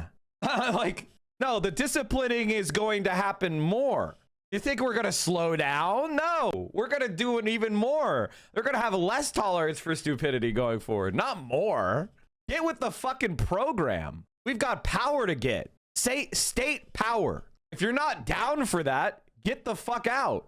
Socialist, okay? But he was the finance minister of Greece. And Anyway, so he's wonderful. He's brilliant, and yes, I do agree with his analysis that the new dominion is one that is being fought on the internet, one that is being fought through these tech companies. I'll give you one example that actually ties back to my own personal experience, right? Actually, you're so 8 minute PayPal and Venmo are American companies, and when I went to Cuba, obviously America has. One of the reasons why I don't allow GoFundMe's to put in my chat is because a lot of the GoFundMe's are literally Zionist or Israeli scammers who put fake Gaza GoFundMe's together to steal money. You got to make sure that that's not happening. Do you think somebody would be prosecuted for stealing money from Gazans in Israel? Think about that for a second. So I don't allow unvetted GoFundMe's in my chat. What, really? Are you surprised? Fascists ripped the fucking teeth out of people's mouths for the gold filling. Like, what do you think? You don't think they would set up scam GoFundMe's? Do you think techno-feudalism is a separate economic system or just a monopoly capitalism with the current tech? I think that those kind of semantic discussions are not that important. Well, let me just say this. The reason why he's calling it techno-feudalism is because capitalism presumes a whole bunch of ideas. Perfect information, low barrier to entry, competition, right? Like, that's what high substitutability, all these kind of theoretical, ideas about capitalism that under techno-feudalism, which is a specific set of conditions, none of those apply, right? Like, I'm not going to be able to start my own cloud computing competitor, right? I'm not going to be able to set up my own AI model. It takes a $500 billion to build enough compute for an LLM, then capitalism can't function because the barriers to entry are so high. How could I compete? And so the reason why they call it techno-feudalism is because the technology and the capital barriers and the technological control mechanisms are more similar to a feudal system of collecting rent than they are a, competitive commodity production. So it's valuable in kind of discussing how the money is made, right? Like Carnegie made his millions and his billions by selling a lot of steel cheap. He won the market competition because because of the way his firm was structured, he was able to produce a marginal ton of steel at a lower price than his competitors. So people bought his steel. It was equivalent to his competitor's steel, but he had a lower price. So he was able to get more and more market share. He was better at steel making. He was more efficient at steel making. So he became rich. But like Bezos is not more efficient at Twitch. He just owns Twitch and he collects 30% rent on any money I make. So whenever I get a sub, Bezos is getting 30% of that. Did he produce any of the content? Did he do anything? No, he owns the playing field. He owns the streaming infrastructure. Most of it was paid for by government grants, government loans. So he basically has a near feudal position. And I am the tenant laborer. I get to keep a percentage of what I produce. That's why it's similar to feudalism. Tremendous restrictions over what you can and can't do in Cuba. These are arbitrary. They're ridiculous. They literally can send you to prison for 10 years if you stay in the wrong hotel. Unbelievable stuff, right? Now, no such restrictions exist if you're Canadian or if you're Mexican or if you're from any other part of the world. These countries all have totally normal relations with Cuba. Of course, they can't really trade with Cuba because they're worried that America will deploy secondary sanctions on them. So that obviously harms the Cuban economy in a spectacular manner. But one of these insidious ways in which American tech companies get to enforce their arbitrary rules over two totally separate, independent, sovereign nations is when, if you were, let's say, an Italian person, right, sending your Swiss friend money, and you wrote Cuba Libre because you went and you got the Cuba Libre drink, right, and you wrote that in your Venmo payment, they shut down your account. This is an American company that gets to impose these arbitrary restrictions that are silly on the entire world that uses these American tech companies. And if there's no European alternative, then there's no European sovereignty there, right? If you're on American internet, if you're using American companies and they've provided a lot of new liberties for you, a lot of opportunities for you, you know, like YouTube is another one, right? Then in the interim, you think, oh, it's fine, you know, I'm just making YouTube videos, it's whatever. It's at the end of the day, it's not a big deal, but you're actually generating value for America. So for these other countries, they don't have an alternative. They've never designed an alternative, so they have this over-reliance on American companies. Sometimes that can lead to these arbitrary restrictions that I just mentioned, and in other instances, or I guess the most nefarious way is that it's a bunch of American capitalists that are making money off of your labor, off of your output, off of what you are doing. And that's part of the reason why, you know, a lot of these other countries, due to national security concerns initially, have developed alternatives. I mean, in China, I went there, all the applications are Chinese. There's no, you know, they don't, you need a VPN if you want to use American applications, and most Chinese people don't use them, or they use a VPN to go on, you know, the Western internet. That's not just so that, you know, Chinese people are not brainwashed by American culture or anything like that. I mean, they have their own robust industry. They have their own cultural output. But a big part of the reason is because they want to have financial control for the Chinese, by the Chinese, rather than, you know, give all this wealth and give all this productivity to American corporations. And Europe is now looking for alternatives as well to the American companies, the American tech companies. One thing that Giannis talks about in the book is he talks about how, you know, these algo bosses is what he calls them. They monetize our emotions, and the greatest currency in the cloud capital is conflict. So has outrage become a business model? Yes, absolutely. I mean, it's always what has sold newspapers as well. But if it bleeds, it leads. Yeah, for sure. But yeah, this is definitely, I mean, it's more dangerous than that, because we've never had, due to technological limitations, this. Wow. So if a subscription costs $6 and you have to pay Bezos 30% on every sub, and you have 5,883 subs, that means you're pulling in $25,000 per month. No, because of a variety of reasons. First of all, it's actually more than 30% when it all comes, because we also have to pay all the fees. And people don't actually pay $6 a sub. You know, they pay, most people are subscribed on some sort of discount. So it's significantly lower than that. And Prime subs are only $2.50.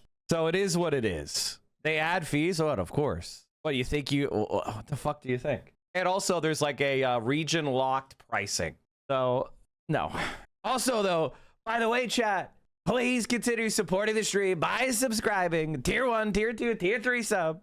This level of involvement in what people feel about themselves and about others, right? I mean, you can for 6 months. You can conduct a psychographic profile on a. What? I pay like $8? Oh, that sounds like you're subbing through your phone. You should not subscribe through your phone, because Google and Apple add additional fees if you sub through your phone. And none of that goes to me. Sorry for my Prime? No, I don't mind. Give me whatever sub you can. So don't sub through your phone. Sub through the website. It's just cheaper. Subbing through your phone does nothing other than give more money to Apple for some reason. Or Google. They put an additional tax.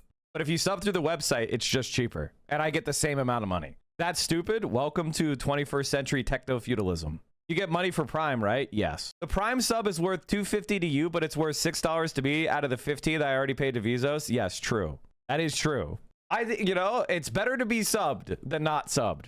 So however you want to do it is good for me. Do Turbo viewers contribute to your income at all? Not really, because I don't run ads.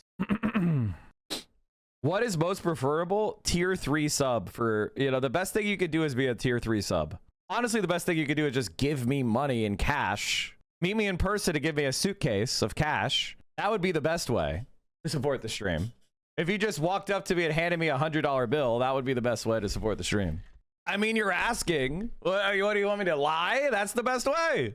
You too can support the stream by giving me suitcases of cash. Yeah, exactly. I mean, you could do donations as well.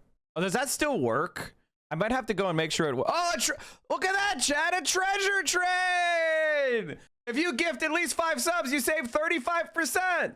Let's fucking go. A fucking treasure. Look at that. Choo choo, motherfucker.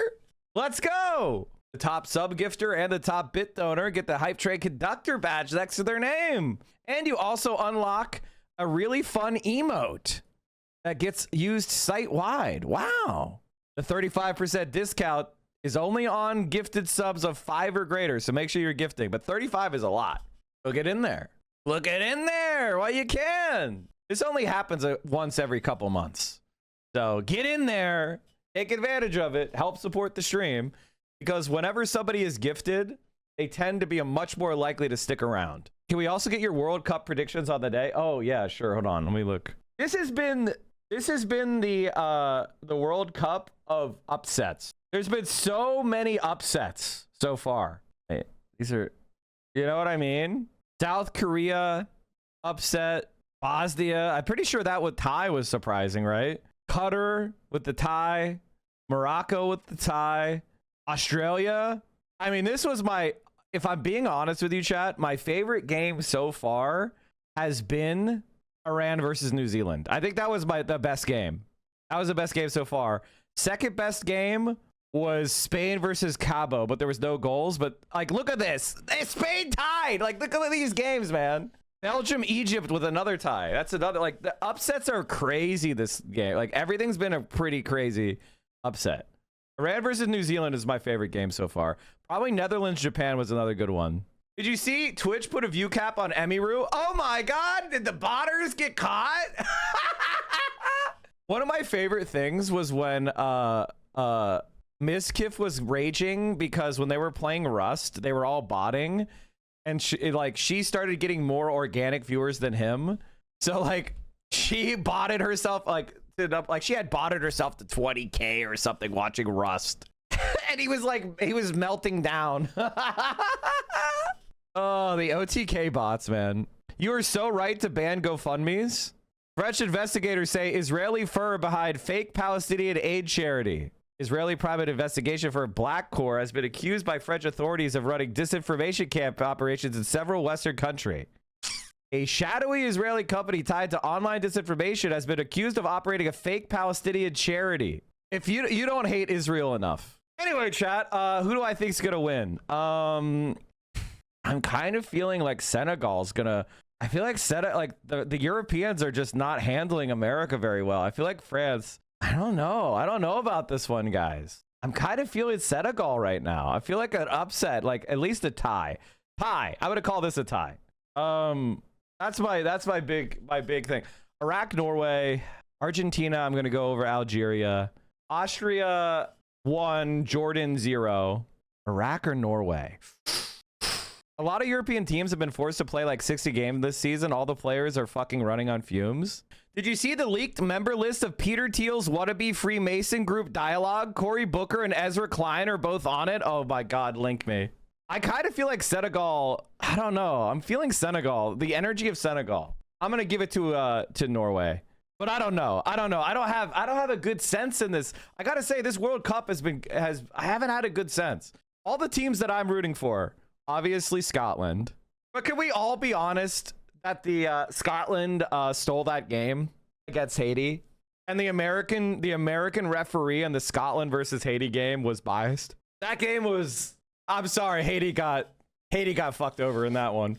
As much as I am obviously a Scotland fan, Haiti got fucked. Norway is gonna smoke Iraq. Yeah, I kind of feel like that.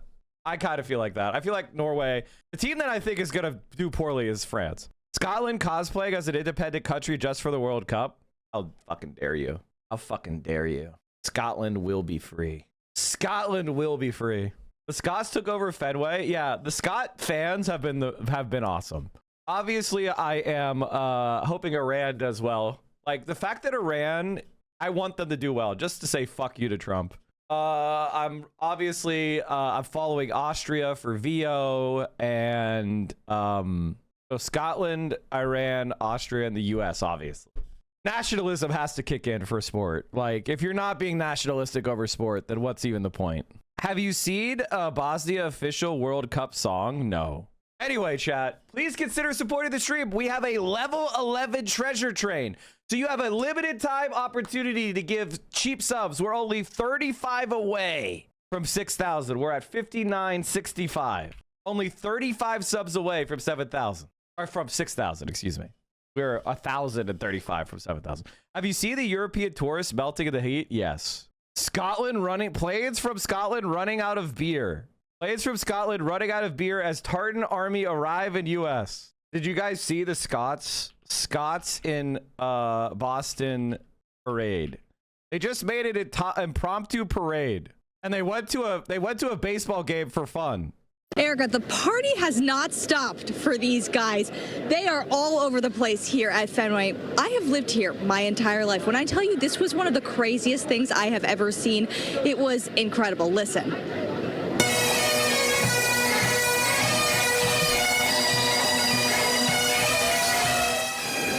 Pretty amazing, huh? This was quite literally a sea of kilts and Scottish people singing and bagpiping and chanting. They marched from right around the Gardner Museum to right here at Fenway Park. And what's been so incredible is they're just all so happy to be here. We're marching to Fenway. Going the game, look, the Red Sox are on. Let's see, your Red Sox are on. I don't think Boston realised what was coming to it, though. What do you think so far, Boston? It's been absolutely brilliant. The people have all been so friendly and welcoming. I've lost my voice because I was shouting so much at the football yesterday. I love it, I love it. And you got your Red Sox jersey on. Red Sox, when in Rome, do what the Romans do. I mean, Boston is the closest major city to Europe, by flight. Holy shit, this is so wholesome. Oh, of course it's wholesome. What do you mean? Do you like This is why things like sport and international, cultural exchange are good, because we all realize that we're all the same. And then we also get to experience the differences and hospitality and friendship. That's why this stuff is good. And it's, friendly competition. It's great. Estonians, everyone who went to the match told us that going to and from Foxborough, they had no issues at all. Today, during this march, it was just such an incredible sight. What I loved was actually a moment that we didn't catch on camera when a Boston police officer sprinted around the crowd because they were not going in the right direction. He said, "Hey guys, you're going the wrong way. Fenway is this way." They did manage to make it here. You can hear. Think about anytime you have a large crowd, it's a very dangerous situation. This is something that a lot of people don't understand, but crowds are actually very dangerous, and you could die if it's not controlled. So and it's not something that you could just let happen. They have to be controlled to avoid panic, right? Because if a big enough crowd walks down this street and somebody gets spooked, 50 people could die. Crowd crush is insane. They're very loud here, and the Boston police pipes are associated with cops in the U.S. Get the fuck out of here. Officer actually ended up marching with them as well. So just an incredible sight here at Fenway Park. Very enthusiastic fans, as you can see. For now, we're live from Fenway Park. Ariel Metropolis, WCBB News Center 5. So that's been fun. All right. Well, chat. Where were we? We were watching Hassan Piker on Breakfast Club. Hassan Piker. Then he tells him how sexy Giannis Varoufakis is. How come Hassan never tells people how sexy I am? Isn't that fucked up? When he was on Wired and he was like, "Oh yeah, you should watch Central Committee," he didn't say, "Oh, he's so sexy." What the fuck? That's fucking rude. I mean, Giannis though, need to start looks maxing. I mean, honestly, I really should. Can you imagine if I went on a cycle? Imagine if I went on a cycle and then I went to a boxing gym and I got into super shape, and then if I got into shape, you know what I would do? I would try to I want to get back into boxing, even though it will cause brain damage. Who cares? The inflicting of punishment on our enemies is worth the risk.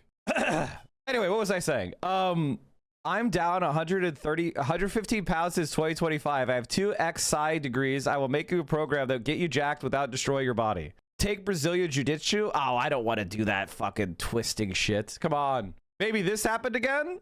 Harris is on in there. I did talk to Dean Withers in the past, though. I told Dean personally, 1, stop with this liberalism shit. Cut it out. Become more leftist. And 2, try to do things that are not just debate focused, he says. They're not listening to me, so who knows? Dean is actually really bad at debating. He's kind of actually... I kind of think of Dean Withers as the worst one. He's not even good at it. I kind of feel like there's something creepy going on with his entire fan base. Harry is like significantly better at debating than him. There's something fucking weird going on with Dean Withers. I don't know what it is. Like, I'm not a Harry fan, but he's at least like decent. He's got some fun energy. Dean sucks. He's very smirky. Like, I guess that's what people like about him. They're psychosexually obsessed with an internet twink. I mean, you said it. Both of them are annoying little kids. I mean, Harry's pretty annoying too. There's a cluster of progressive influencers who Piker proudly calls Hasanabe heads. Chris Kunzler, JAM, Overzealots, and Sean DeBlack. Where am I? I think there were more people that I added on there, like Michael from Pennsylvania as well, but I guess they didn't make the cut in print. With all due respect to those other people, my streams are bigger. Like, if you're talking about streaming, I'm the biggest streamer of that group. You know, like, it is what it is. Like, you know, it is what it is. It's all about looks back. It's so true. You are Luthien status? Oh, I wish. I wish. Oh, I fucking wish. That's my dream, honestly. If of any character in fiction that I fucked with the most, Luthien from Andor. Oh, that was so good. That's my favorite character from Slop.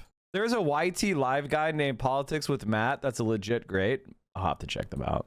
On a person, down to the zip code, down to the house, and figure out, you know, what time of the day where they're more likely to order a McDonald's hamburger, and then you can adjust the pricing, as many of these apps are doing now, to make sure that if it's in rush hour, they are more likely to spend an extra $1 on a burger. So they do these, the prices are not fixed. They do that for flights too. I see that certain times where people are looking to go on vacation. I wonder, do they know, is there a certain period of point in the day where people are the most angry?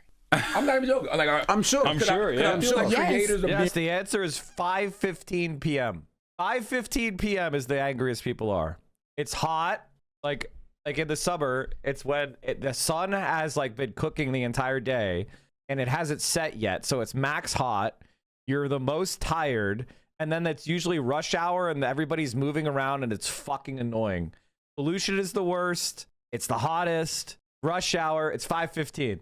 That's the angriest everybody is. Literally. Sun's in your fucking eyes. 3 p.m. Nah. That's before. If it's 3 p.m., it's before rush hour. The day is almost over. 5:15 is 3 Dos Equis deep. Okay, that's why 15-minute cities are nice. If you live right next, if you walk to work, then you're gonna be less angry. Obviously, in my life, the angriest I am is commuting.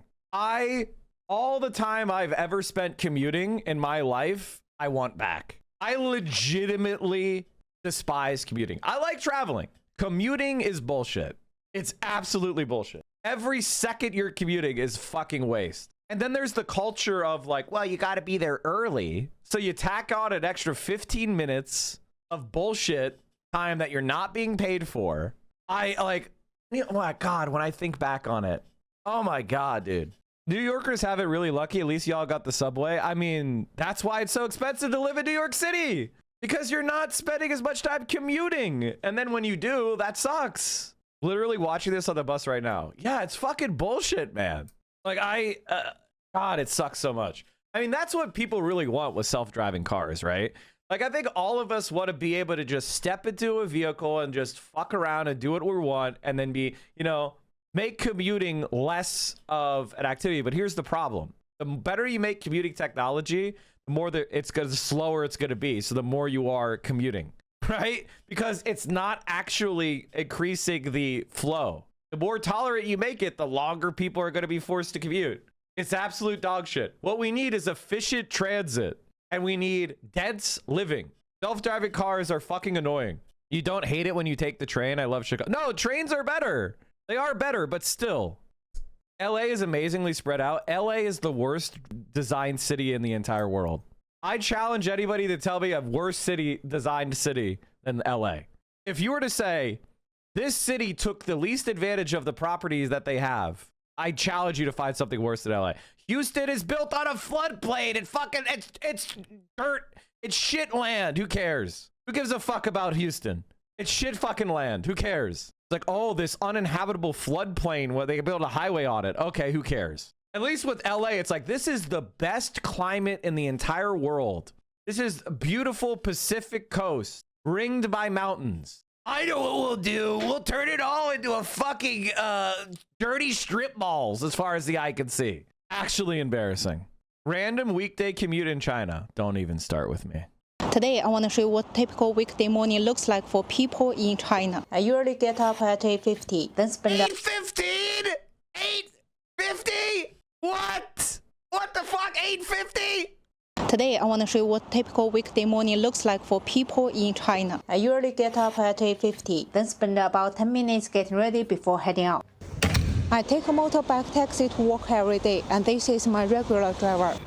This is literally the fastest way to get around in Shenzhen for short distances. If I take regular taxi, it takes around 30 minutes to my office, but motorbike only takes about 15. But I have to say motorbike taxi in China are not legal at all. These drivers don't have business license and it can be a bit dangerous. Our bike doesn't even have a license plate and neither of us is wearing a helmet. Over there you can see.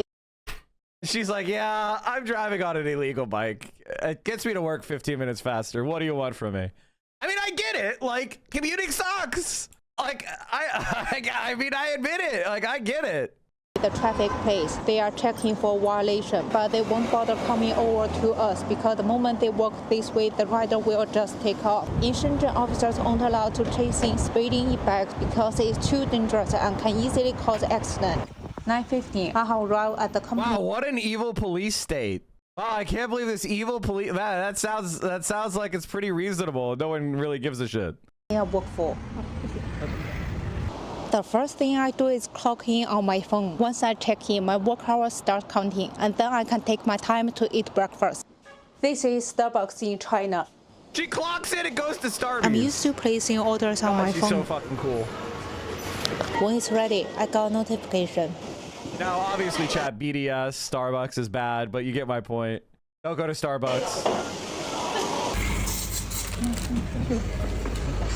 Although, is it BDS or is it one of those social media BDS things where people decided to make it BDS, but it wasn't actually BDS and it was like a TikTok thing?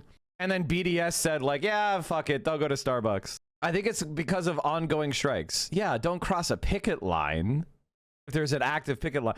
Okay, this is part of the sloppulism of the internet. People just say like, oh my God, there's Starbucks is in Israel. It means it's BDS. And then they start using BDS, which is a movement, for their own shit. And they go viral. And it's like, that's not actually what a boycott movement is. You don't just get to tweet something and then go, now it's BDS because I tweeted it. It is part of a larger coordinated movement. Okay, boycott these companies. Priority boycotts: Chevron, HP, Intel, Dell, SodaStream, Disney Plus, Reebok, Teva, Xbox, Remax, Texaco.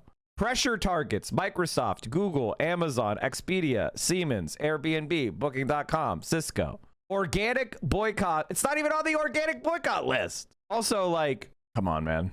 The SBWU was asking people to boycott it due to the ongoing labor struggles. Is that actually true? Shouldn't Waze be on the list? Well, that's what I'm trying to tell you. What I'm trying to tell you is just because you think a company is BDS because they have some sort of interaction with Israel doesn't actually mean they're on the BDS list. Now, why am I pointing this out? Because to do a boycott movement, it has to actually be coordinated. It can't just be random people saying shit. It has to actually hurt the company. And then when you do this like anarchist BDS where you just go, I think I saw they did something with Israel, I can't believe you're using it.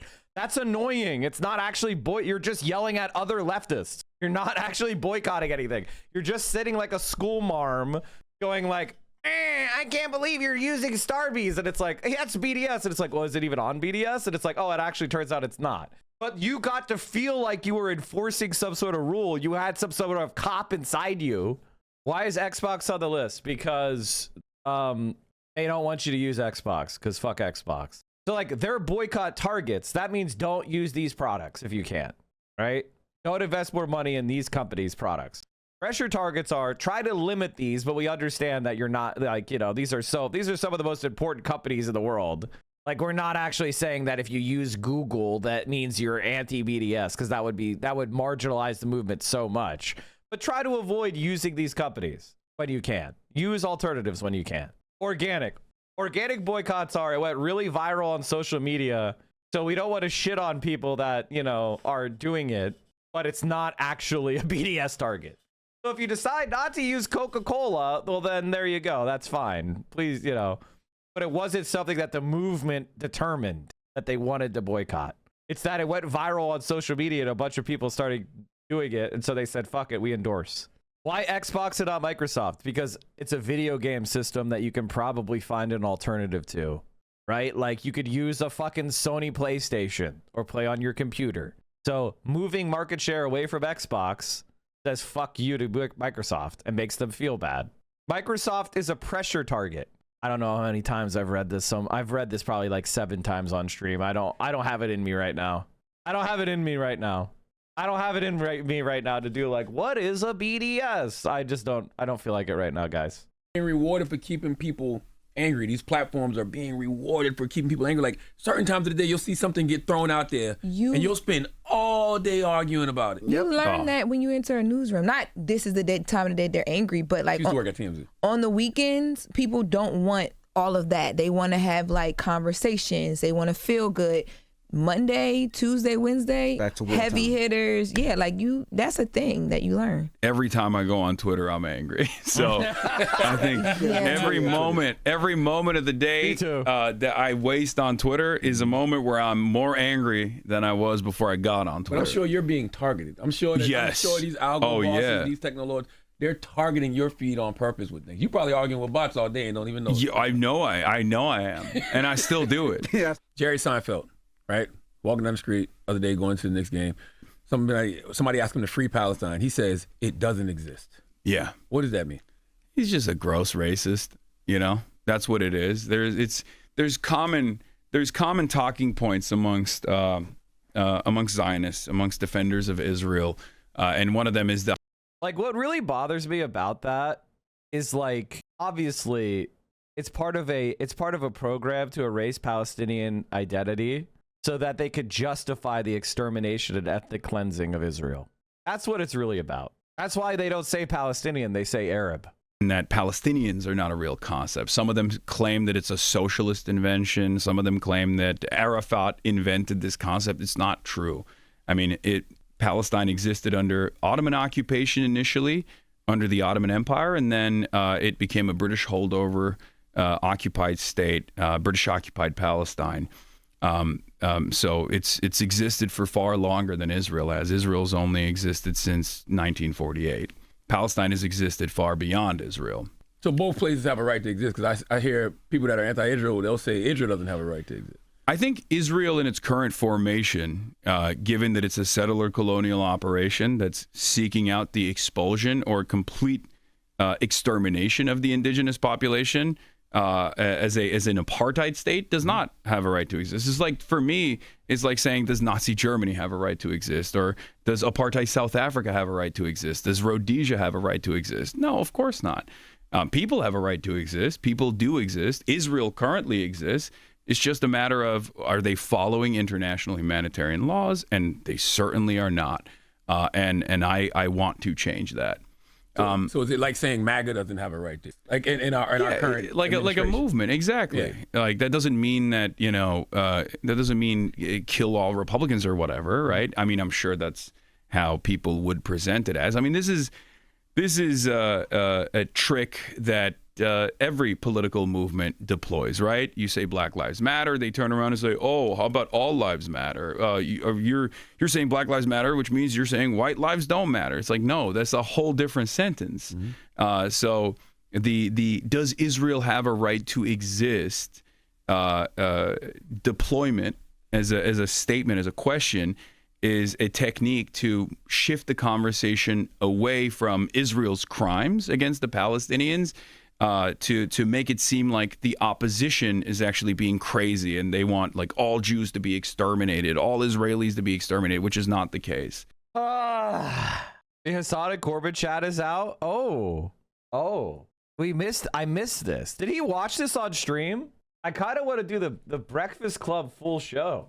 Does anyone have the video? Or is it only audio? Did I get in trouble, chat? More coming out about the Memorandum of Understanding. Saudi Arabia's Arabia's claim they have the points of the U.S.-Iran Memorandum of Understanding. Immediate permanent end to fighting on all fronts, including Lebanon. U.S. immediately lifts naval blockade on Iran. No further interference. U.S. withdraws all forces from the region within a month of a final deal.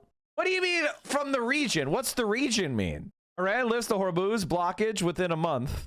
U.S. and regional partners commit to Iran reconstruction plan funded with $300 billion. If the final deal is implemented, U.S. removes all sanctions, including UN and International Atomic Energy Administration or agency resolutions. What? Iran commits to never build nuclear weapons. Enriched uranium issue to be resolved in the final deal. Until then, U.S. allows status quo in Iran's nuclear program. U.S. approves Iranian crude oil exports, including banking, insurance, shipping, and unfreezes all frozen Iranian funds. There's no fucking way. There's no fucking way. This has to be fake. This is a complete and total Iranian victory if that were to occur. This would be a total Iranian victory. This would be the utter defeat. But here's the thing.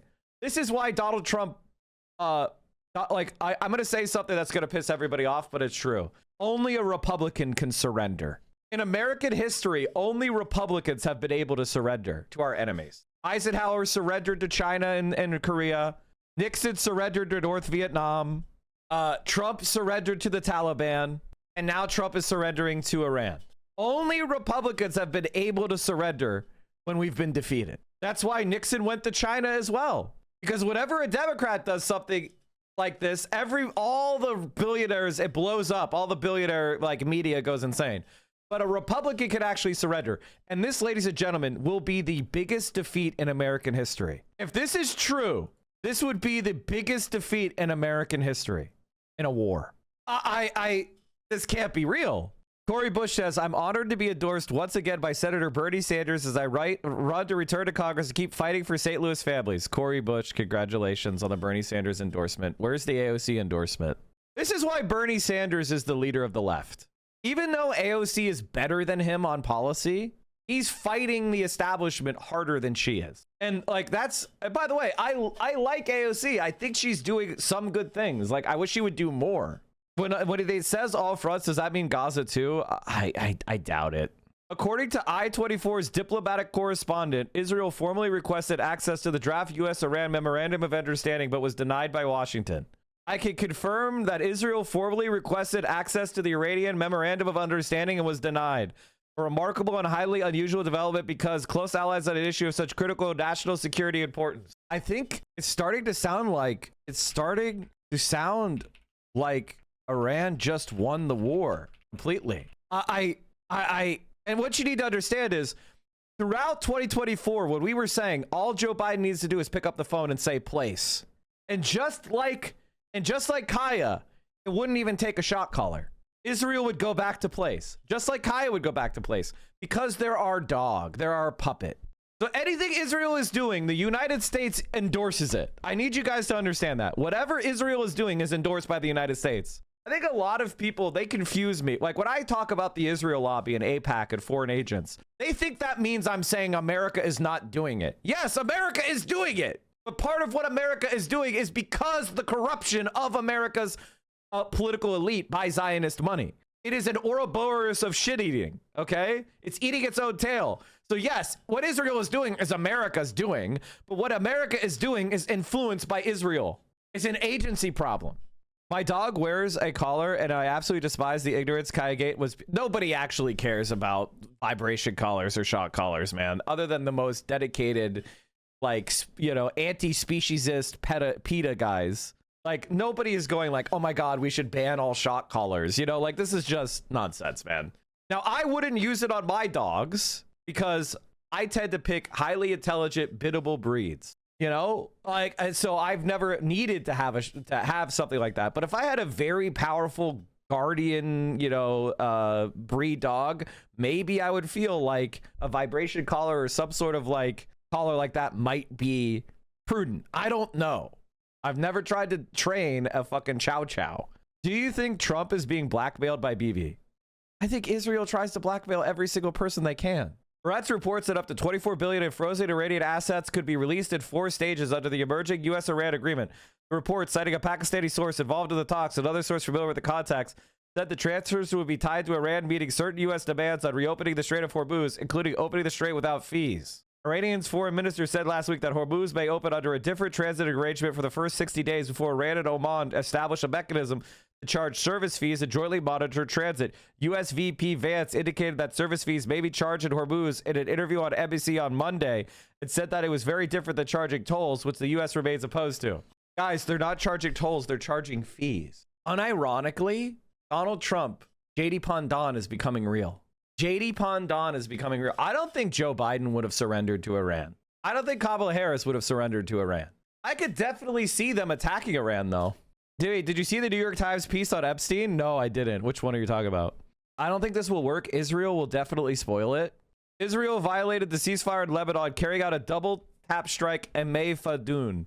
A vehicle was struck, and the subsequent arrival of medical crews and civilians was bombed 3 times. They were killed. There are killed at the scene.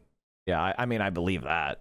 The thing is, the one thing that concerns me is I feel like Iran, if they get bribed enough, maybe they wouldn't want to end the, you know what I mean? Like if they get all the sanctions lifted and they get $300 billion and they get all their money released and they don't have any more sanctions at all and they're allowed to be like integrated to the world market. I mean, that's such a bribe, dude. That's such a win. That's hard to imagine they would want to fight altruistically for level. Like I feel like that could be an effective wedge. By surrendering so hard to Iran, it almost makes the like you know what I mean? It almost could bribe them. New Jeffrey Epstein writings have been released. One of my main takeaways is, in some ways, you couldn't get a better illustration of all of the things people said for so long about why pursuing a military option against Iran was a dead end. Right? That it wasn't that, sure, you could bomb their nuclear facilities, but it wouldn't end their nuclear program. Check. We bombed it last year and they said it was so obliterated they threatened to sue anyone who didn't agree with them. Here we are. That you couldn't actually change the regime through air war. That anything you wanted to do to fundamentally alter them would require a kind of catastrophic level of ground invasion no one had the appetite for. And it sure does look, after 106 days, like every single one of these has been borne out. Absolutely. There is no doubt that we have now, after 20 years of hearing from the hawks, that the only solution is to go to war. We tried it. 1/3 of the U.S.'s Navy was there in the region. This was not a small operation. This was a major operation short of an actual invasion. And it failed. There is just no doubt that the military operation was not a success. And hopefully, at a minimum, we will not be having that debate again. It has now been settled. It's no longer a theoretical or academic topic. It has been tried, proven to be a failure. Having said that, I do want to emphasize, though, as you said yourself, the least bad option right now is to strike a deal. We don't know the full details of the deal. I do think that there are certain elements of the nuclear issue that actually might be stronger than Obama's deal based on what the negotiations were in February, before the war started, when there was a deal on the table that Trump should have taken. If those elements are still the case, it may actually be stronger in some aspects. Doesn't make it worthwhile having gone to this war. But I think it is the best of the least bad option to make sure that we end this thing before it turns into one of these endless wars in which there just isn't the political will to pull out of it because you're going to get criticism for the way that you pull out. The only thing Another clip from Hassan is dropped. And it's unbelievably based. And this is exactly right. Now, I would probably not put it in quite the same academic term. I would just say racist societies don't have a right to exist as racist societies. Jim Crow South didn't have a right to exist. That's why we abolished it. And we had to use the military to end it. Israel is an apartheid state just like Jim Crow. So both places have a right to exist, because I hear people that are anti-Israel, they'll say Israel doesn't have a right to exist. I think Israel in its current formation, given that it's a settler colonial operation that's seeking out the expulsion or complete extermination of the indigenous population, as an apartheid state, does not have a right to exist. It's like, for me, it's like saying, does Nazi Germany have a right to exist? Or does apartheid South Africa have a right to exist? Does Rhodesia have a right to exist? No, of course not. People have a right to exist. People do exist. Israel currently exists. It's just a matter of, are they following international humanitarian laws? And they certainly are not. And I want to change that. So is it like saying MAGA doesn't have a right to exist? Like in our current like a movement, exactly. Yeah. Like that doesn't mean that that doesn't mean kill all Republicans or whatever, right? I mean, I'm sure that's how people would present it as. I mean, this is a trick that every political movement deploys, right? You say Black Lives Matter, they turn around and say, "Oh, how about all lives matter?" You're saying Black Lives Matter, which means you're saying white lives don't matter. It's like, no, that's a whole different sentence. So does Israel have a right to exist deployment as a statement, as a question, is a technique to shift the conversation away from Israel's crimes against the Palestinians to make it seem like the opposition is actually being crazy and they want like all Jews to be exterminated, all Israelis to be exterminated, which is not the case. I'm so happy, dude. The best part of being an ideologue like me is I could just be happy for my friend. You know what I mean? Like, I don't have to look at Hasan and feel some certain type of way that he's more famous than me or whatever. I could just be like, my views are winning, my friend is winning, and I could just be happy for him. People try to attack me so much because I'm happy for my friend. You know what I mean? Like, because I'm one of Hasan's, I'm one of the more prominent people that says Hasan is actively good. I defend Hasan. And I go, no, Hasan is actively good. I trash the people that are attacking him. I make fun of them. I speak out against it. Why? Because he is one of the biggest assets for our cause. And I understand how people work. The reason why he's on Breakfast Club is because he's popular. There's a reason I'm not on Breakfast Club, because I'm not popular enough. So I'm not going to stand there and let people rip him apart and go, well, he's not perfect by X, Y, and Z reasons.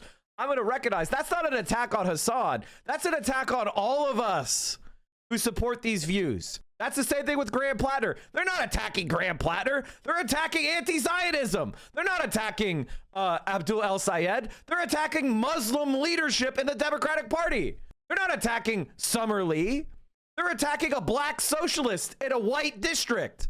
It's not about the reason why I defend him as a personality is because they're not attacking him for his personality or his mistakes. They're attacking him for his ideas. And so when he does better, our ideas are doing better. Some people will look at what I just said and say it's fandom. Some people will say it's a cult of personality. No, it's just recognizing how discourses operate in our world. AOC and Bernie Sanders are not personalities. They are the avatars of the left in America. If AOC is 10 points more popular, that means 10% of Americans, 35 million people, like AOC more. That means 35 million more people are open to socialist ideas. 35 million. When you look out at the country and it says Bernie Sanders is popular with 58% of the population or whatever, that means 200 million fucking people, man.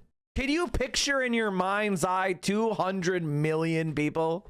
I can't. And I know what that would look like. That's every single person in California, every single person in New York, every single person in Florida, every single person in Pennsylvania, every single person in Illinois combined.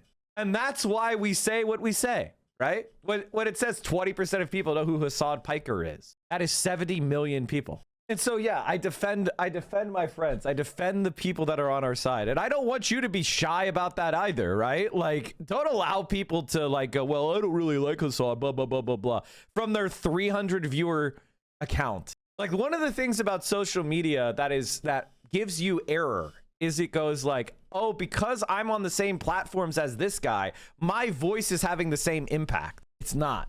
And I don't mean that to like dog on all of you. I'm telling you that because he has made it through the slings and the arrows and the tripwires and the deplatforming attempts that I might not be able to make through, right? Like if I tried to walk the same gauntlet as Hasan, maybe I would be taken down and you all would hate my guts. You see what I mean? So the fact that somebody like AOC or Bernie Sanders or Hasan has made it through the gauntlet and maintained their effect and the popularity that's very hard to replicate. It's like the difference between Brandon Johnson in Chicago and Mamdani in New York. Do you understand that just having good ideas is not necessarily the same thing as like actually accomplishing them or even becoming popular in those ideas? And, you know, a lot of the times when people talk against the actual people in the arena, the actual people with influence, it comes from a position of narcissism, an ego injury, that they're not getting enough attention. They're not getting enough views. They're not the center of the conversation.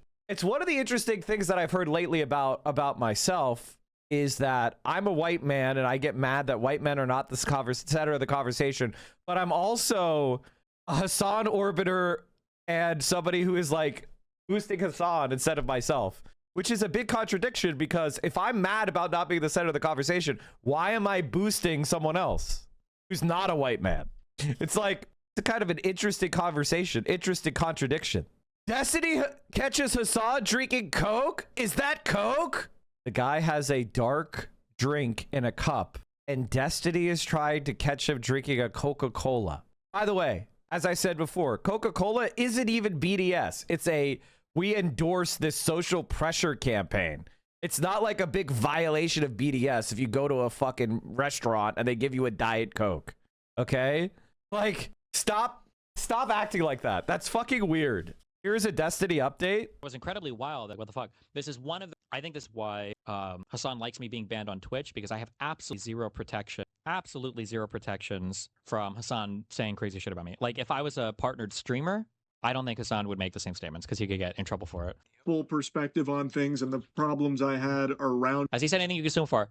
My court case needs to be done before I try to sue somebody for defaming me about something that's said about me while I'm in active litigation. What if on the 1% chance that I end up losing my court case and I'm suing him for defamation? The 1% chance, guys. The 1% chance. Bro, you set revenge porn of someone and you're caught dead to rights and you admitted it. 1%? Like, my favorite type of people that are convinced that Pixie doesn't have a strong case against Destiny. That's the funniest type of person. Destiny has basically been caught destroying logs. He has spoken, like he has admitted to doing all of the elements of the thing. The only question is exactly when did the releases happen? When did the law go into effect? I've heard that he made additional like revenge porn shares after the law definitely came into effect. So maybe some of the times he shared it, it would have been barred for ex post facto, but some of them are going to be like, you know what I mean? Like the idea that he's innocent is not really the question. He's guilty as fuck. What is the sentence? Punished for the crime? It's money. It's a civil case. So he'll have to pay her money. Over my court case, and then like, it's so fucking retarded that all you fucking retards in chat keep saying, you should sue, you should sue, you should sue, you should. One, I don't have the money for it. I'm not going to have multiple fucking lawsuits going that who the fuck knows what the cost would be. And then two, I have to win my current one so that I can put all those claims to rest before I try to sue somebody related to claims I make about my active court case. Okay? Jesus fuck. It's incredibly wild. Unfortunately, I doubt Destiny's that broke. I as much as I want to go like, oh, he's broke, I doubt Destiny's broke. I mean, he has a cult, guys. Like, cults will give you their last dollar. So I have a hard time believing he's actually broke. And I think he's also like doing gambling sponsorships now. And he streamed on Kick. So God knows how much money he's been given by like crypto gambling. And, you know, he sold NFTs when that was a thing. So I have a hard time believing he's broke. Like, I bet you if I went to Polymarket and Kalshi, I could get 6 figs. You know what I mean? So I have a hard time believing he's actually broke. As much as I want to believe he's broke. If you want to know why Destiny is constantly calling for violence and raging against me and Hassan, this is just what happened when he tried to debate me on the merits. I gotta pee, so you can watch this. It's been a minute since we played this. Here's a Destiny debating me. It's so funny. Like, listen how dumb this motherfucker is. It's such an unbelievably stupid... He just doesn't know anything. You came in committed to a viewpoint that AOC was economically illiterate. AOC is economically illiterate because she said that the money spent on stock buyback should be spent on labor. My dad ran a small business. And whenever we had a good year in the small business, we tried to pay our secretaries more, or we tried to invest more in things for the business. Which is a dumb fucking statement to make that shows you have no idea how anything in economics works. Why? What would drive you to make these statements? First of all, it's not dumb as It is dumb as to expect a company to return profits to its workers. As a CEO of a major company, I can take that money and I don't have to do that at all, right? I can actually have the company buy its own stock on the market, right? Yeah. That would effectively increase the stock price, right? And I've done nothing to make my product more valuable, my employees more happy. I haven't invested in the training or the workforce, but I've inflated the stock price, right? Absolutely. Right. So my question is, how is this different from a pyramid scheme? No, that's a very good question. That's why I said AOC is a idiot. Not to mention, wait, I don't even know what this has to do with stock buybacks at this point. They are incentivized for short-term stock gains over long-term investment. It's better that dividends are paid because it's usually a taxable event. Not always, but usually. You could structure your sales during that spike in the price. You could also get ultra by the SEC because this is called insider trading, Mike. Oh, you could structure it. You just, no, you I'm going to sell. Yes, you can. Oh my God, it's just the most. Oh my God, do you know how it works? I guess I don't, Mike. When these people sell their capital, eventually they will pay taxes on it. But again, if you want to talk Why about would they sell? Why would they sell? You borrow against the value of your shares. Taxable, you don't have to liquidate. You can borrow against the value. Okay, and you can pay any taxes on borrowing. So right there, you're just wrong. Like if I own $1 billion, do you think? Wait a minute. Why would I borrow against the value of my investment? Can you even do because this? You don't have to pay any taxes on it. That's why. If you borrow against the value of your shares, you never have to pay taxes. Somebody in chat has to tell me, bro. I'm not going to take his word for it. Somebody in chat, do you borrow against the value of... The ultra-wealthy use loan money to fund their lifestyle. Average people need income to pay for basics, like housing and food. But the ultra-wealthy don't. They can just live on borrowed cash. It's like one of the most fundamental parts of our economy. Okay. Oh, he doesn't know anything. I can't believe you don't know that rich people take loans against their... I don't think any rich person does this. What? What? You can't just do that willy-nilly. Yes, you can. No. Of course you can. No, you can't. These are tax-advantaged investment accounts. You cannot just take loans against them. That's the whole point of these tax-advantaged accounts. Destiny, you're arguing against a position I don't have. If you are rich, if you're Jeff Bezos, does you think he liquidates his shares to buy? Yes, he needs liquid cash because that's how we purchase things in the United States. You use currency to do it. And I'm going to take out a secured loan against my investments? Yeah, why wouldn't you? Because I don't want to pay interest with cash that I already have. Why the f would I pay interest when I have money in an investment? Why would I take out a loan from the bank and use my own investments to secure that loan and then pay interest to the bank when I could just liquidate my own shares, Mike? Why the f would this is the dumbest thing I've ever heard in my entire life. Because you don't have to pay taxes when you take a loan, but if you liquidated stuff that you have a capital gain in, you'll have to pay taxes. That's why. He just doesn't know anything. I don't know why the f I'm watching this. It's okay. This is who they think is like some sort of intelligent guy who knows about policy. It is like you know how he acts all like he's dumb as fuck. It's crazy. He had a debate with he lost a debate to Candace Owens because she said that he asked her if she's poor, why did she have to take loans to go to college? I want to repeat that. He asked her if she was poor, why did she have to take loans to go to college? Oh, God damn it. Somebody just watch the Candace Owens videos. What did I hear him say? If you're poor, why did you take out student loans? He came out so strong, accusing her of lying too. Sorry, but that was bad. Okay, the new browsers of the sub also think poor people don't have student loan debt. LOL. If you're giga poor, you wouldn't be able to take out $50K in private student loans a year to go out of state school for journalism. Nor would you need to because you'd have a lot of federal and state aid. Yes, you can, you dumbass. Yes, you absolutely can, because that's what student loans do. Student loans guarantee the debt. They guarantee the debt. You take it through the college. What the fuck are you saying? You fill out a FAFSA. You absolutely can. What are you saying? They believe he's right. There's no reason why anyone at any income bracket should drop out as an undergrad with 150K debt. Yes, there is. They went to school as a kid. They took loans they didn't understand, and then they left school later. You're just saying it's unwise. Yes, I agree. The system is incredibly unwise and should not be set up that way that an immature 18-year-old can take $150,000 of debt. No shit.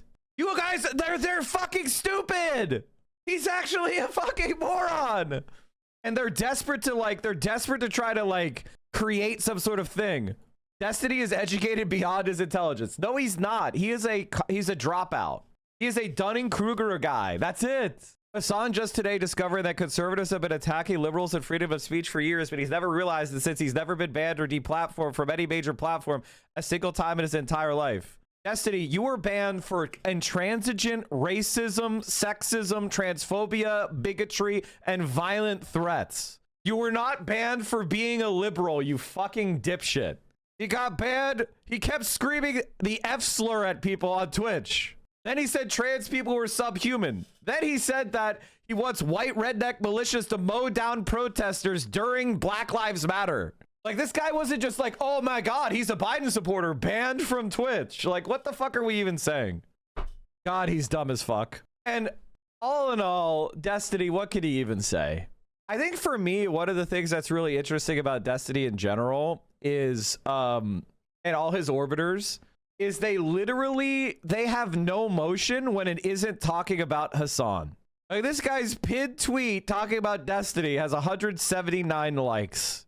Oh, here's a Hassan post, 1,000. 42 likes for his UFC freedom post. 13 likes for his American Catholics post. 18 likes for his B52 post. 23 likes for his post. Like, do you see? There's no motion. These people have absolute... Hassan Piker, the multimillionaire, tries to explain to his audience why he always has to act the most hyper-capitalist manner possible, constantly begging for dodos, top of the hour ad break, etc. We haven't had ad breaks for years at this point. The reactionary forces in our society need to be studied, which is lucky because there's the Reaction Podcast with historian Freda and Deprogram Podcast co-host Yagopnik, fellow streamer. You could watch us on the Reaction Podcast. This week, we just released another episode, this time on Professor Zhang. Philosopher King. One of my least favorite content creators to pop up over the last year and a half. Professor Zhang may be the worst. The CIA has keep trying to push like these like alt-right Chinese creators. It's very fucking weird. Falun Gong conspiratorial thinking. You know, Quasimodo predicted all of this. I have a soft spot for this guy because I love listening to an absolute crank get nutty on the mic. I mean, true, but that's not why he's famous. The thing about Professor Zhang is he's 70% right, 30% wrong. Right? Like, he'll say a bunch of shit. You're nodding along. You're going, yep, the United States took over Iran, Operation Ajax. They did. It installed a horrible dictator. That's right. That's right. And then all of a sudden he'll be like, and that's why the Jews aren't real Jews. They're actually Frankists. And they're working with the Illuminati to create Pax Judaica, and then it's like, oh, okay. Okay, this guy's just a fucking moron. At least he's smarter than Destiny, and he's funny crank takes. Is Professor Zhang smarter than Destiny? I think he knows a lot more than Destiny. Destiny is basically just somebody who is like super, he understands the internet is about personalities, so he knows how to make content yelling at famous like personalities. But his political program is just basically like vote for the Democrat as long as they're a centrist. So he's not really trying to accomplish anything. The Dr. Fox effect is a correlation observed between teacher attire, expressiveness, content coverage, student evaluation, and student achievement. This lack of correlation between content coverage and ratings resulting from conditions of a strong expressiveness became known as the Dr. Fox effect. The researchers encourage the actor to adopt a lively demeanor, convey warmth toward his audience, and intersperse his nonsensical comments with humor. The actor fooled not just one, but 3 separate audiences of professional and graduate students. Despite the emptiness of his lecture, 55 psychiatrists, psychologists, educators, graduate students, and other professionals produced evaluations of Dr. Fox that were overwhelmingly positive. The disturbing feature of the Dr. Fox study, as the experimenter noted, is that Fox's nonverbal behavior so completely masked a meaningless, jargon-filled, and confused presentation. One of the worst parts about being autistic is I learn shit like this, and I'm like, but I don't want to do that. That's stupid. People should not learn like this. People should learn by being taught logic. I shouldn't have to be nice to the audience for them to listen. Like, it's like whenever I study rhetoric or I study persuasion or I study shit like this and I learn these little things, I don't implement them. I really, really need to. Like Hassan changing into the suit. Like, I'm starting to feel like maybe I should change my shit up, you know? Like, I'm starting to think about it. I'm like, you know, Hassan's wearing the suit now. Clip of me cooking Zhang. Professor Zhang guy. I'm not sure if the statistic is correct. 20% of all American white girls in their 20s are on OnlyFans. Why did he say white? Why did he say white like that? Like, what are we saying here? There is 0% chance that is true. There's no way 14% of women are OnlyFans. So again, OnlyFans, I think, is the best indicator of a society in decline. Why do people say this type of shit? The reason why they say this type of shit is they're doing culture war bullshit to distract you from the rich. That's all this is. It's to be like, oh man, it's because the women are becoming whores. It's the women's morals are declining. That's why this is all happening. They've been doing this same shit since fucking Cicero! God, it's the same shit. This is why studying history is so fucking painful. They've been doing the same exact bullshit for 2,000 motherfucking years. I'm literally trying to find a Cicero speech. Oh, here we go. Cicero on the moral crisis of the late republic. Modern analyses of the decline and fall of the Roman Republic offer a multiplicity of explanations for the system's collapse and transformation to a monarchy. A variety of deficiencies in internal governments are identified. The weakness of a constitutional dominated by a Senate whose role derived not from law but from convention, and whose powerful depended on the unity of the ruling class, the support of the people, the lack of a police force or any adequate means to control public agitation or open political violence, the failure to integrate the allies fully into the state after their enfranchisement, and to adopt the institutions of government and to take account of a vastly expanded citizenry. Many recent studies have focused on societal and economic issues. Alongside these many causes of decline, there is generally some reference to moral degradation and to a weakening of spirit and commitment among the aristocracy that brought corruption and selfish ambition and indifference to the public welfare. The subject of moral decay, however, tends to be treated with certain diffidence and to be seen as a precarious basis on which to explain the course of the nation's history. Few modern historians will be content to accept it as a principal cause of the fall of the Republic. Oh my God. They've been saying this fucking shit for 2,000 motherfucking years, man. God damn it. All right, let's watch some Jeremy Corbyn. Dawn Piker, your UK ETA has been canceled. This is because your presence in the UK is not considered to be conducive to the public good. If you're anti-capitalist, if you want higher labor union participation in the economy, if you're an anti-imperialist, if you call out Israel, it's expected that a lot of these powerful forces are going to coalesce and they're going to come after you. Another misjudgment? Or... No, I'm sorry, you're putting an awful lot of words into my mouth about misjudgment. My point is that any form of racism in any situation is absolutely wrong. Do you identify with any of the experience that Hassan's had recently? Oh, absolutely, I do. Sorry, I just changed my tie. Do you want me to go and put one on? No, this is my new thing. Tony Benn once said, if you're going to say something extreme, put a suit on. Hassan Piker, Jeremy Corbyn, I am delighted that Politics Joe is able to keep the relationship between you two lit. You've met, what, 3-4 months ago in Cuba? Yep. Yes. And unfortunately, Hassan, you're not here warming this sofa for us right now. Well, when you do come, you're most welcome. And it's got to be tea on the terrace of the House of Commons overlooking the river, hasn't it? We might bump into Shabana Mahmood when we're there. Yeah, I was about to say, I don't think they want me inside of the House of Commons, and not even inside of the country, but we'll see. And of course, you mentioned Cuba, which is my other government intervention here in the United States, where I haven't received a subpoena yet, but there was reporting from Fox News that claims that the government has subpoenaed me over OFAC violations in my trip to Cuba, where we were delivering humanitarian aid and also doing journalism. I had a journalism visa as well. But yeah, the federal government here in the United States is also coming after me.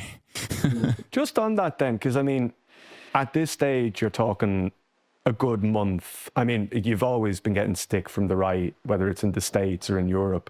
But like at this moment in time, I mean, Fox were talking about a subpoena. You were talking about how all the checks and balances were played out right the whole time you were in Cuba. And now you've got this with yourself and your uncle. Chat, we're at 5,999 subs. 5,999 subs. Come on! Banned from the United Kingdom. Like, Green Bass Guy! Terminally brain denied. There we go. There we go. Or Muzzy, thank you. How are you coping with it? Is the subpoena fake news? I mean, it kind of... Oh, we got another hype train. Look at that. Kind of feel like... I feel like it was bullshit, kind of. I think it was... They were thinking about subpoenaing him maybe in the House.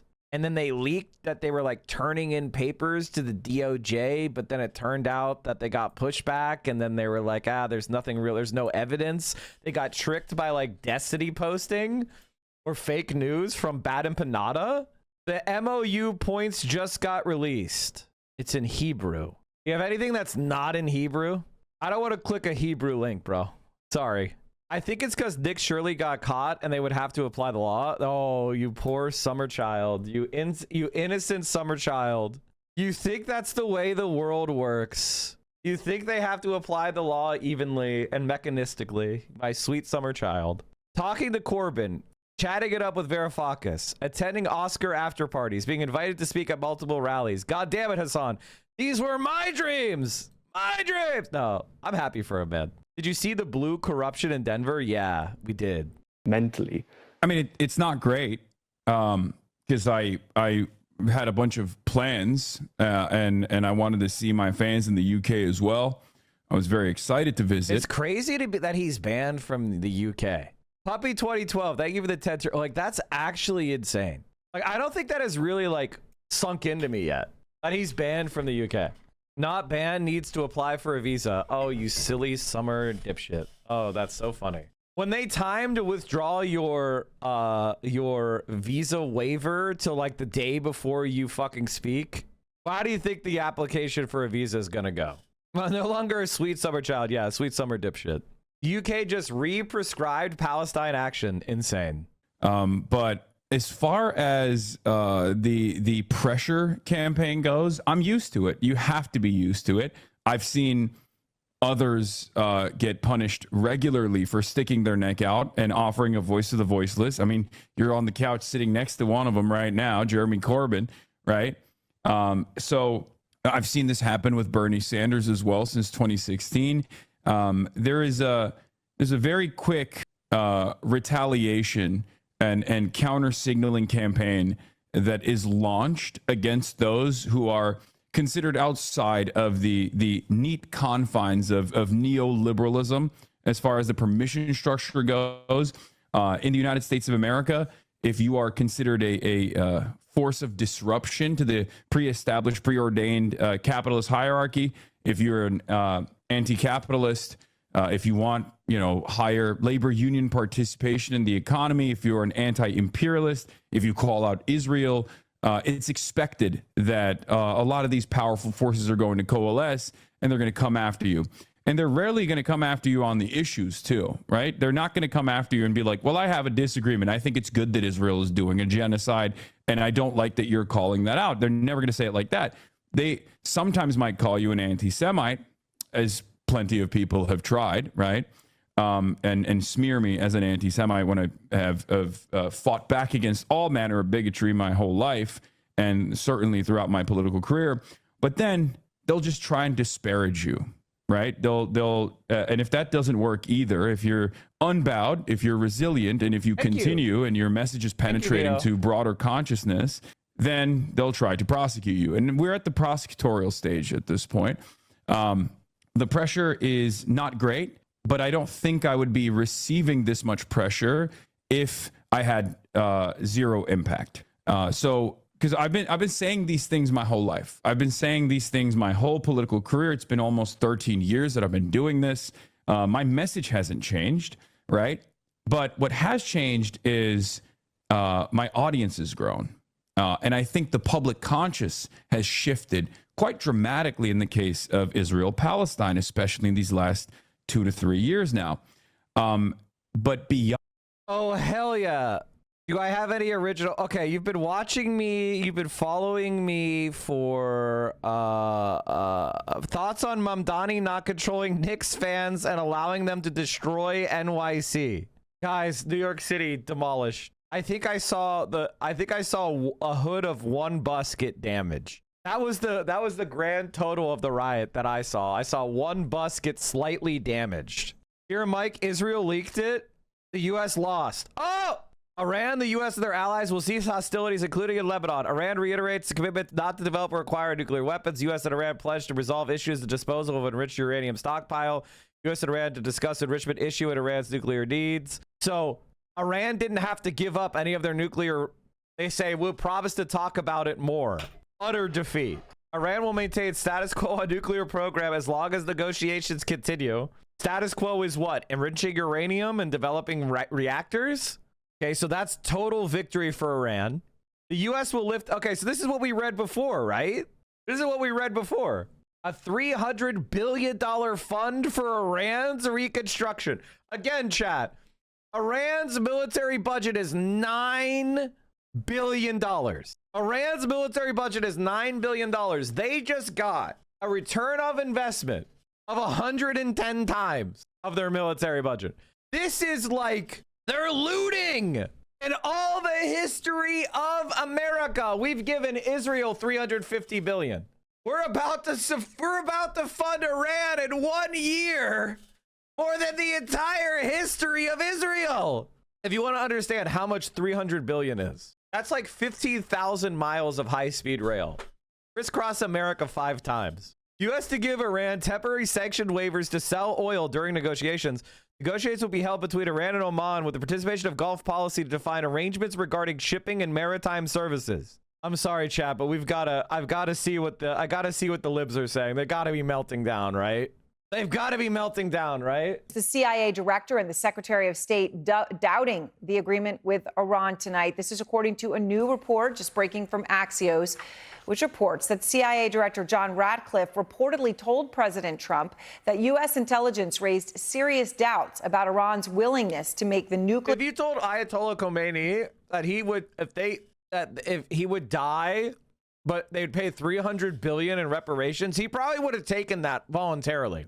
Okay, this is not for me. Oh, like a rare miss. He was 86 years old. This is enough to fund Iranian. Like, if the $300 billion is true, that's enough to fund Iran's military for 100 years. I gotta quote tweet that. I'm sorry. I don't know what else to say. Wouldn't it be 30 years? No. Oh, okay. Iran's official military budget is 23. Wait, okay, must be from the war. Oh, here you go. Military expenditure, current USD, Iran or Islamic Republic last year was $7.89 billion according to the World Bank. So I'm underestimating it. So maybe it increased because, they're getting attacked. The military budget of Iran. There are multiple sources estimating the military expenditure of Iran. However, differences exist between the numbers. An example is a dispute among U.S. government agencies. While the Arms Control and Disarmament Agency estimated the 1993 expenditure to be $4.9 billion, U.S. intelligence experts believed Iran had spent $8 billion that year. Amazing. Oh, yeah. Bro, 300 divided by 9. Oh, you're totally right. What am I saying? You're totally right. What am I saying? Arithmetic on Maine. Don't do it. Clear concessions the United States wants. Secretary of State Marco Rubio and Secretary of Defense Pete Hegseth both also expressing concerns about the deal. All of that is hugely significant, and there is real anger coming from some of Trump's allies publicly, too. Trump and Vance claim they've already signed the agreement, but they've refused to let anybody see it. And tonight, some of Trump's most visible supporters are crying foul. The Iranians may comply for a short period of time, but then we're going to have a weak American president, and they're going to have gotten the money. And then there's talk of a reconstruction fund of hundreds of billions of dollars. They'll be like doing a Marshall Plan for Germany while the Nazis were still in power. So I'm anxious to see what the details of the deal are and what gets negotiated, but I'm concerned. In those concerns, he's referring to questions of whether Iran could have access to $300 billion just by holding up its ends of the deal. And another Fox News host and longtime Trump backer, Mark Levin, is raising his hand, too, posting on social media today. And I quote Mark Levin, "I've asked for days. Why can't we, the people, see the damn MOU?" That stands for Memorandum of Understanding. Not through people briefed by an anonymous person. Honestly, I've never seen anything like this. If it's a great outcome for peace, then release it. Trump has surrendered to Iran. That is how conservative Eric Erickson is describing the little-known agreement between the United States and Iran that was signed virtually yesterday. Erickson took his criticism even further, claiming those who kill Americans love this deal. But the truth is, we don't know what exactly was agreed to, and what we do know changes, depends on who you ask. Questions remain about whether Iran will have access to billions of dollars of frozen funds, and what, if any, concessions Iran has already agreed to. And while the White House claims that the Strait of Hormuz will be open toll-free, Iranian officials say it will have fees. Even the question of when we will actually see the text of this agreement isn't clear. J.D. Vance says maybe tomorrow. We really are in postmodern conservatism. If you read fascism, one of the things that they say is that the world only exists through thinking, which is very embarrassing. I'm so sorry for bringing up fascist philosophy. It's very embarrassing. They kind of fight against the material world. I know you're probably listening to this and laughing already. I'm sorry. This is what they believe. What do you want me to say? And so for Donald Trump, what matters is the expression of his will. And facts are just interpretations. So the world as it exists is only part of a social contingency. It's not like what actually is happening doesn't even matter if everybody is acknowledging something different. We don't live in a material world. We live in our social world, which is dominated by those with the most strength and the most will. So they can literally just create their own universe through power. What it's actually like, you're talking about measuring shit, and they are making reality. So when they say there are no tolls, but Iran is charging fees, to them, they won. Because all of us are saying, yes, there are no tolls on the Strait of Hormuz. That means that Donald Trump won. Do you understand what I'm saying? I don't know if you do, because it's very stupid, but it is how they live. There is no COVID if you don't test for COVID. That's an example of Donald Trump. COVID is a social construct. Like the COVID pandemic is a social construct. That's what Donald Trump unironically believes. So when you talk about the COVID pandemic and it harms his power, you're committing treason. That is the postmodern fascist or postmodern conservatism that we're living in. Trump says Friday. But Erickson is not the only Republican taking issue with the lack of transparency around this deal. Fox News host Mark Levin questions why the American people can't see the, quote, damn MOU. If it's a great outcome for peace, then release it. He added, don't brief a few anointed ones to control the narrative and expect everyone else to sit silently. Controlling the narrative can only last so long. And a new Axios reports finds that there are some skeptics in this administration, too. Sources tell them that the CIA director, John Ratcliffe, advised Trump on some intelligence that raises serious doubts about Iran's willingness to make nuclear concessions. The source also told Axios that Marco Rubio and Pete Hegseth, the defense secretary, have both expressed concerns based on that intelligence. Now, while Vance, Steve Witkoff, and Jared Kushner have all advocated for this deal, we are now sitting God, here. I really don't like Brad Lander. God, Brad Lander is such a fucking loser. Why do we have to pretend to like this fucking obvious betrayer? I could get a tattoo on my back, place where he's going, where Brad Lander is going to place the dagger. Did you know he was a progressive for Hillary in 2016? He fucking sucks, dude. He's such garbage, man. Like, I understand why they have him around. They want to have a prominent Jewish politician, which is saying we're all not anti-Semitic. I understand that's the deal that's being done. But once he gets into office, you know he's going to suck, right? You know he's going to suck ass, right? And anytime there's any way anyone's throwing shit on the pro-Palestine movement, he's going to be giving that oxygen. You know that, right? I live in Goldman's district. He's better than Goldman. Imagine if we had someone good running, though. The reason why I'm saying he sucks ass is because he refused to endorse Claire and Dara Lisa today. Here it is, chat. I was looking for the tweet. Lander refuses to clarify whether he supports Dara Lisa and Claire, just saying he was pleased to be in an ad that Mayor Mamdani brought together. Like, I get it. Like, I understand why. Like, I get it. I don't like it. It's not going to make me hate Mamdani or DSA New York, or, you know what I mean? But this is such an obvious snake.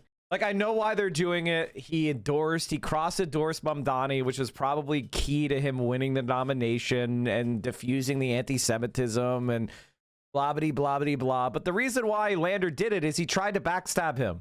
Lander tried to work with Ezra Klein for this, like, if you like Mamdani, you should vote for Lander because he's the progressive who can win. And, like, Mamdani's just too controversial. Let me see if I can find the article. Ezra Klein, Brad Lander endorsement.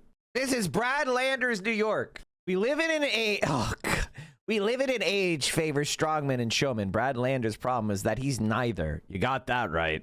Sandwiched between Andrew Cuomo's dark energy and Zohran Mamdani's bright charisma, Lander has struggled to attract attention. At least he did before Immigration and Customs Enforcement arrested him on Tuesday. But Lander deserves our attention. Like, anybody who's working with Ezra Klein, like he's an obvious backstabber. It's obvious. It's fucking obvious. He's not going to be reliable. He's not going to be reliable. I mean, I would probably tell you to vote for him over Goldman. Defeating Goldman, who's a huge Zionist AIPAC shill, probably a good thing. But I'm sorry, I'm just putting my marker down. I don't trust Brad Lander. Is that okay? Am I allowed to say that? He pushed for Capital Projects Dashboard, which tracks how much New York's infrastructure investments are costing and how long they are taking. When Times Opinion asked 15 experts to pick the next mayor, Lander was far and away the favorite.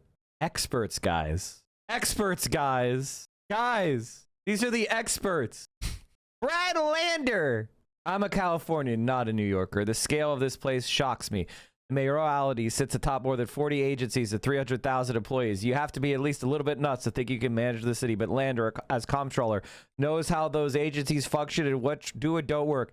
He has a full plan for civil service reform, for instance, that begins with a description of the Kafka-esque process the city currently uses. You could spend days reading Lander's array of plans and proposals. They're at a depth you tend to see only in presidential campaigns. Build the Wall was a statement of who Donald Trump was, not just what he would do. Freeze the rent and fare-free buses and city-owned grocery stores are more than just policies. They are tight mimetic packages for the idea of who Mamdani is and what he believes. To quote my old editor, Mark Schmidt, it's not what you say about the policies, it's what the policies say about you. I was open at the beginning to the possibility of Cuomo's redemption. That should tell you everything you need to know about Ezra Klein and Brad Lander by being associated with him. Electing Mamdani, Cuomo's main foil, would be a high-risk bet that mastery of communication and attention will translate into mastery of the sprawling, complex system that is New York City government. It's not a crazy bet. Communication matters. The tendency of both politicians and pundits to treat it as a superficial performance rather than a source of leverage and power is a mistake. He's right. And there are moments when Mamdani makes arguments I've been waiting for a long time to hear the left make. Question is, can Mamdani deliver the government he promises? What if he can't get the tax increases from Albany needed to fund his plans? He did. How would he manage his relationship with the police force that he sought to defund? What if an extended rent freeze slows down new construction of and holds back repairs of rent-stabilized units? What if a recession hits and Trump slices into New York's budget and Mamdani needs to manage austerity rather than investment? By the way, austerity is the opposite of what you should do in a recession. You should do expanded government spending. That's called Keynesian stabilization. The idea that we should do cuts in favor of recession is a sign you're not even left wing. Anonymous gifter, thank you for the 50 bomb. That's what we're talking about. That's what we're talking about. Can we get some bending knees for Anonymous? There's nothing unusual about electing a Democratic socialist as a mayor of a big city. Europeans do it all the time. I've found Mamdani to be a smart and subtle thinker, able to absorb new information quickly, bounce ideas against one another, and change positions when needed. But I would feel more confident if I saw him surrounded by a team of people who bring experience from outside politics and whom he trusted to challenge his intuitions. And Lander sure looked like the kind of guy you'd want in charge at times like this. I gotta tell you that there's never been a... Like, you can kind of tell how Ezra Klein is so bad at this. Like, can you imagine how much worse... first of all, Lander would have lost to Cuomo.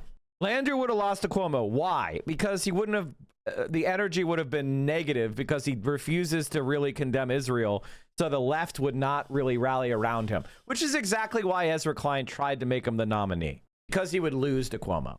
And secondly, he sucks ass compared to Mamdani. Let's be completely fucking honest. Look at this fucking dork. Look at this fucking dork. Look at the charisma and energy and leadership ability of Mamdani and compare it to this fucking dork. And that's Ezra Klein in a nutshell. He's leading by 1,000 points. He has nothing to lose, but he's showing his true colors. To be honest, I'm a little pissed at Zoran for endorsing Brad and not endorsing Michael Blake against Torres, even though Michael was brave enough to be his first cross endorsement of the mayor's race. Yes, I know. It's very annoying, isn't it? But ultimately, he's better than Goldman, right? Goldman is a dyed-in-the-wool AIPAC shill, so I guess it would be good to crush him, right? Like, that's... But I'm just saying, Brad Lander ain't it, man. Brad Lander ain't it. And it's going to be an annoying fucking year and a half of watching that guy stab us in the fucking back. Mamdani has to maneuver a shitty landscape. Yeah, that's why I'm not busting him up too much, right? Like, I get it. Like, I think what separates our analysis of this community from, like, the analysis of other communities is that I understand how difficult it actually is to be a politician. And I think Mamdani has done an outstanding job. I would like to see him be a little bit more focused on how we can change the political landscape of New York by pressuring AOC to get more involved. I think she's been way too passive. I also think that, like, we gotta, like, you know, there's a razor's edge, right? Because everybody likes Mamdani, right? But if you get into these scrapes and these fights, it's going to put dents into the fucking fender, right? You're not going to be able to do exactly what you need to do without people, you know, taking paint off. And right now, he's a very shiny vehicle. And the more he gets involved in these knife fights, the more scars we're going to pick up. You know what I mean? And I feel like he's calculating that in the long run, it's not going to work out. Why the fuck is space? Oh my God. They're calling Dara Lisa the next AOC, but she won't endorse. Yeah, I mean, AOC not endorsing congressional primaries, I think is a major mistake. You know, I disagree with it. I know why she's not doing it, because it'll make every single centrist on the entire DC be as scared of her and start trashing her. Whereas right now they're more afraid. And like, I get it. I get it. She's, you know, she has Zoran there. Hopefully Zoran can fill in for her. But she's more known and more popular. So I feel like not the fact that Bernie, AOC, and Zoran are not walking in lockstep on as many endorsements as possible kind of pisses me off. Here's the thing, okay? There's a perfect, harmonious relationship between my community, myself, and also the local organizations, specifically Democratic Socialists of America, okay? And there are other orgs as well. You know, Sunrise Movement is another great one that's all over and it's very active. But what's interesting about this is it doesn't work on my, like, I'm not a kingmaker. I will never be able to like make or break a candidacy. I can give them a boost, a necessary boost. I can give them, you know, additional media coverage. I can get them volunteers and door knockers. But the reality of the matter is the goals have to align. Okay, so they have to have the fundamentals first and foremost. They have to have the background. They have to have the organizing work, or at least the advocacy work that they can point to beyond just like running. Right? Beyond just running for office and then deciding on a whim that these are issues that you know will get you attention, right? So like their goals have to align with our goals. That's number one. Number two, they have to have the solid fundamentals. They have to have the ground game. They have to have people that are knocking on doors. They have to have real excitement behind them. And in that situation, if the policies align, if the goals align, then yes, we can have a perfect, harmonious relationship. And therefore, especially with a sequence of other like higher profile endorsements coming from Bernie Sanders or AOC, or in New York, obviously Zoran Mamdani, then we'll see what happens. But I think then that's the magic spot, right? It doesn't, no one is capable of winning or losing elections. It doesn't work that way. And I've never said it works that way. As a matter of fact, I've said the exact opposite. And yet, for some strange reason, these guys never seem to listen to me. There is no coherent left in America, but we're making it. And I think that is the lesson that all of us need to understand. We are making a coherent left. We are building a coherent left. AOC is incredibly disappointing by constantly being cowardly on endorsements. Dara Lisa is challenging an opponent to her agenda that will never play ball with her in Congress, so she might as well go for a seat. Blair is the most egregious case of AOC cowardice since it's an open seat. Should be pissing off exactly 0 incumbents on the race. Wrong. But for some reason, her instincts are ass, and she worries me about her capacity to stand up to the establishment as prez. Okay, couple things. One, I think it's more complicated than that. I agree with you that AOC needs to do a better job of whipping the left into shape. And in fact, one of the things that concerns me is she has a very Hassan attitude toward the left. Hassan and AOC are very similar in one way, which is they're like, I'm just a small bean. That's what they do. They go, I'm just a small bean. And I get it. I get it. They're not God, okay? They're not God. AOC's not God. Hassan is not God. But they're not a small bean either. And if AOC wants to actually be a leader, she has to be able to flex muscles. She has to put the fear of God into people. She should be calling up the Working Families Party, and she should be working with DSA behind the scenes to recruit candidates. And people should know that so-and-so is an AOC candidate. And if they go against it, she calls up Working Families Party and says, you're not endorsing against my candidate, or you and I are going to have problems. She's not willing to do that kind of shit. She is trying to win off positive vibes alone. And positive vibes are good, but you must be, it's better to be feared than loved. It's best to be both. It's best to be both. It's best to have people go like, I really like that guy, and have the vibes be positive, but also know that there's iron under the velvet. Like people should know, like, hey, I really like that guy, but if you fuck with him, he cracks your fucking skull. And that has been the problem with the American left. We don't have that killer instinct. We need harder ass people. And that's what that's what I don't like about AOC, is if we're ever going to get things done, people have to feel like if they fuck with her, they're going to get the horns. And I don't feel like people feel like that right now. And I think that's a problem with AOC in general, is like, she's got too much nurturing. And I'm sorry to use gendered description, but is anybody scared of AOC? How the fuck are people not scared of AOC? She's the top fundraiser in the House of Representatives. How the fuck are people not scared of her? Or organizations worried about what AOC might do to them? And it doesn't only have to be the stick. It could also be the carrot. But there's not enough throwing of their weight around. And, you know, Hassan has been throwing his weight around more. And how has it been working out? It's working out fucking amazing. Hassan's been throwing his weight around and we're winning. We're fucking winning. And part of that is Hassan, and part of that is the sentiment is already there. So it's fertile ground. So I want them to throw their fucking weight around. And AOC may not like to hear it, but the centrists are lining up against her. They are trying to figure out ways to stop her.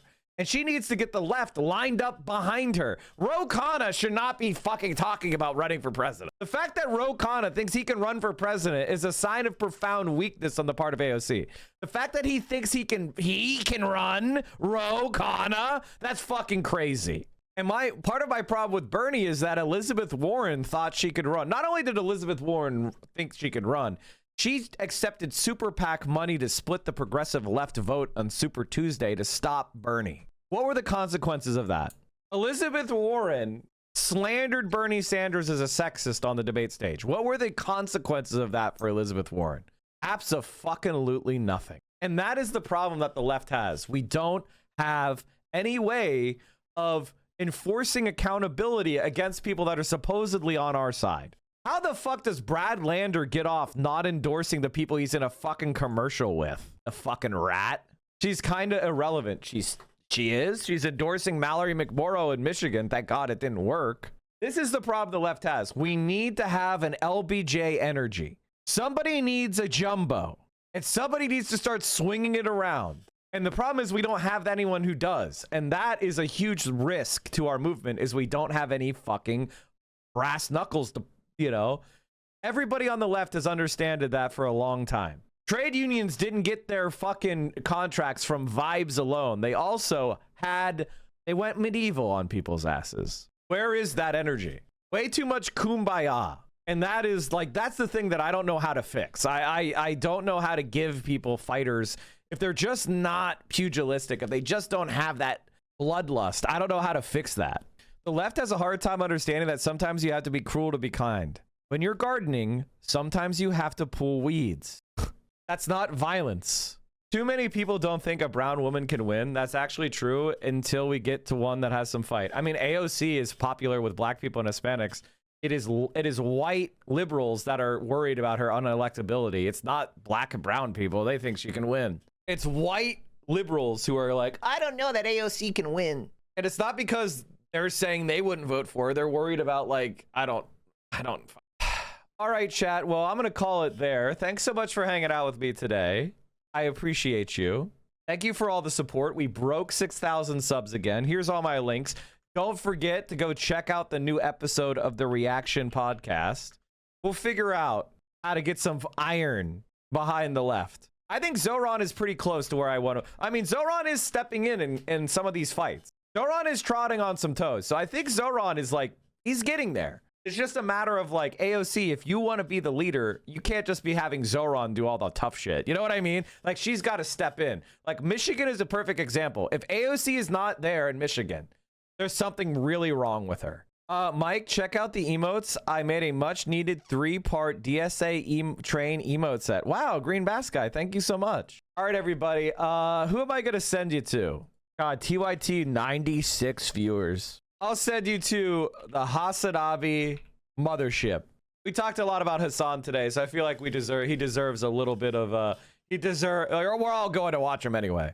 All right, everybody, stay safe. Solidarity forever.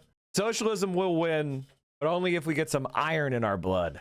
All right, everybody. Peace. Green base guy. I don't know why I said bass guy. I keep saying green bass guy. Green base guy. Thank you, man.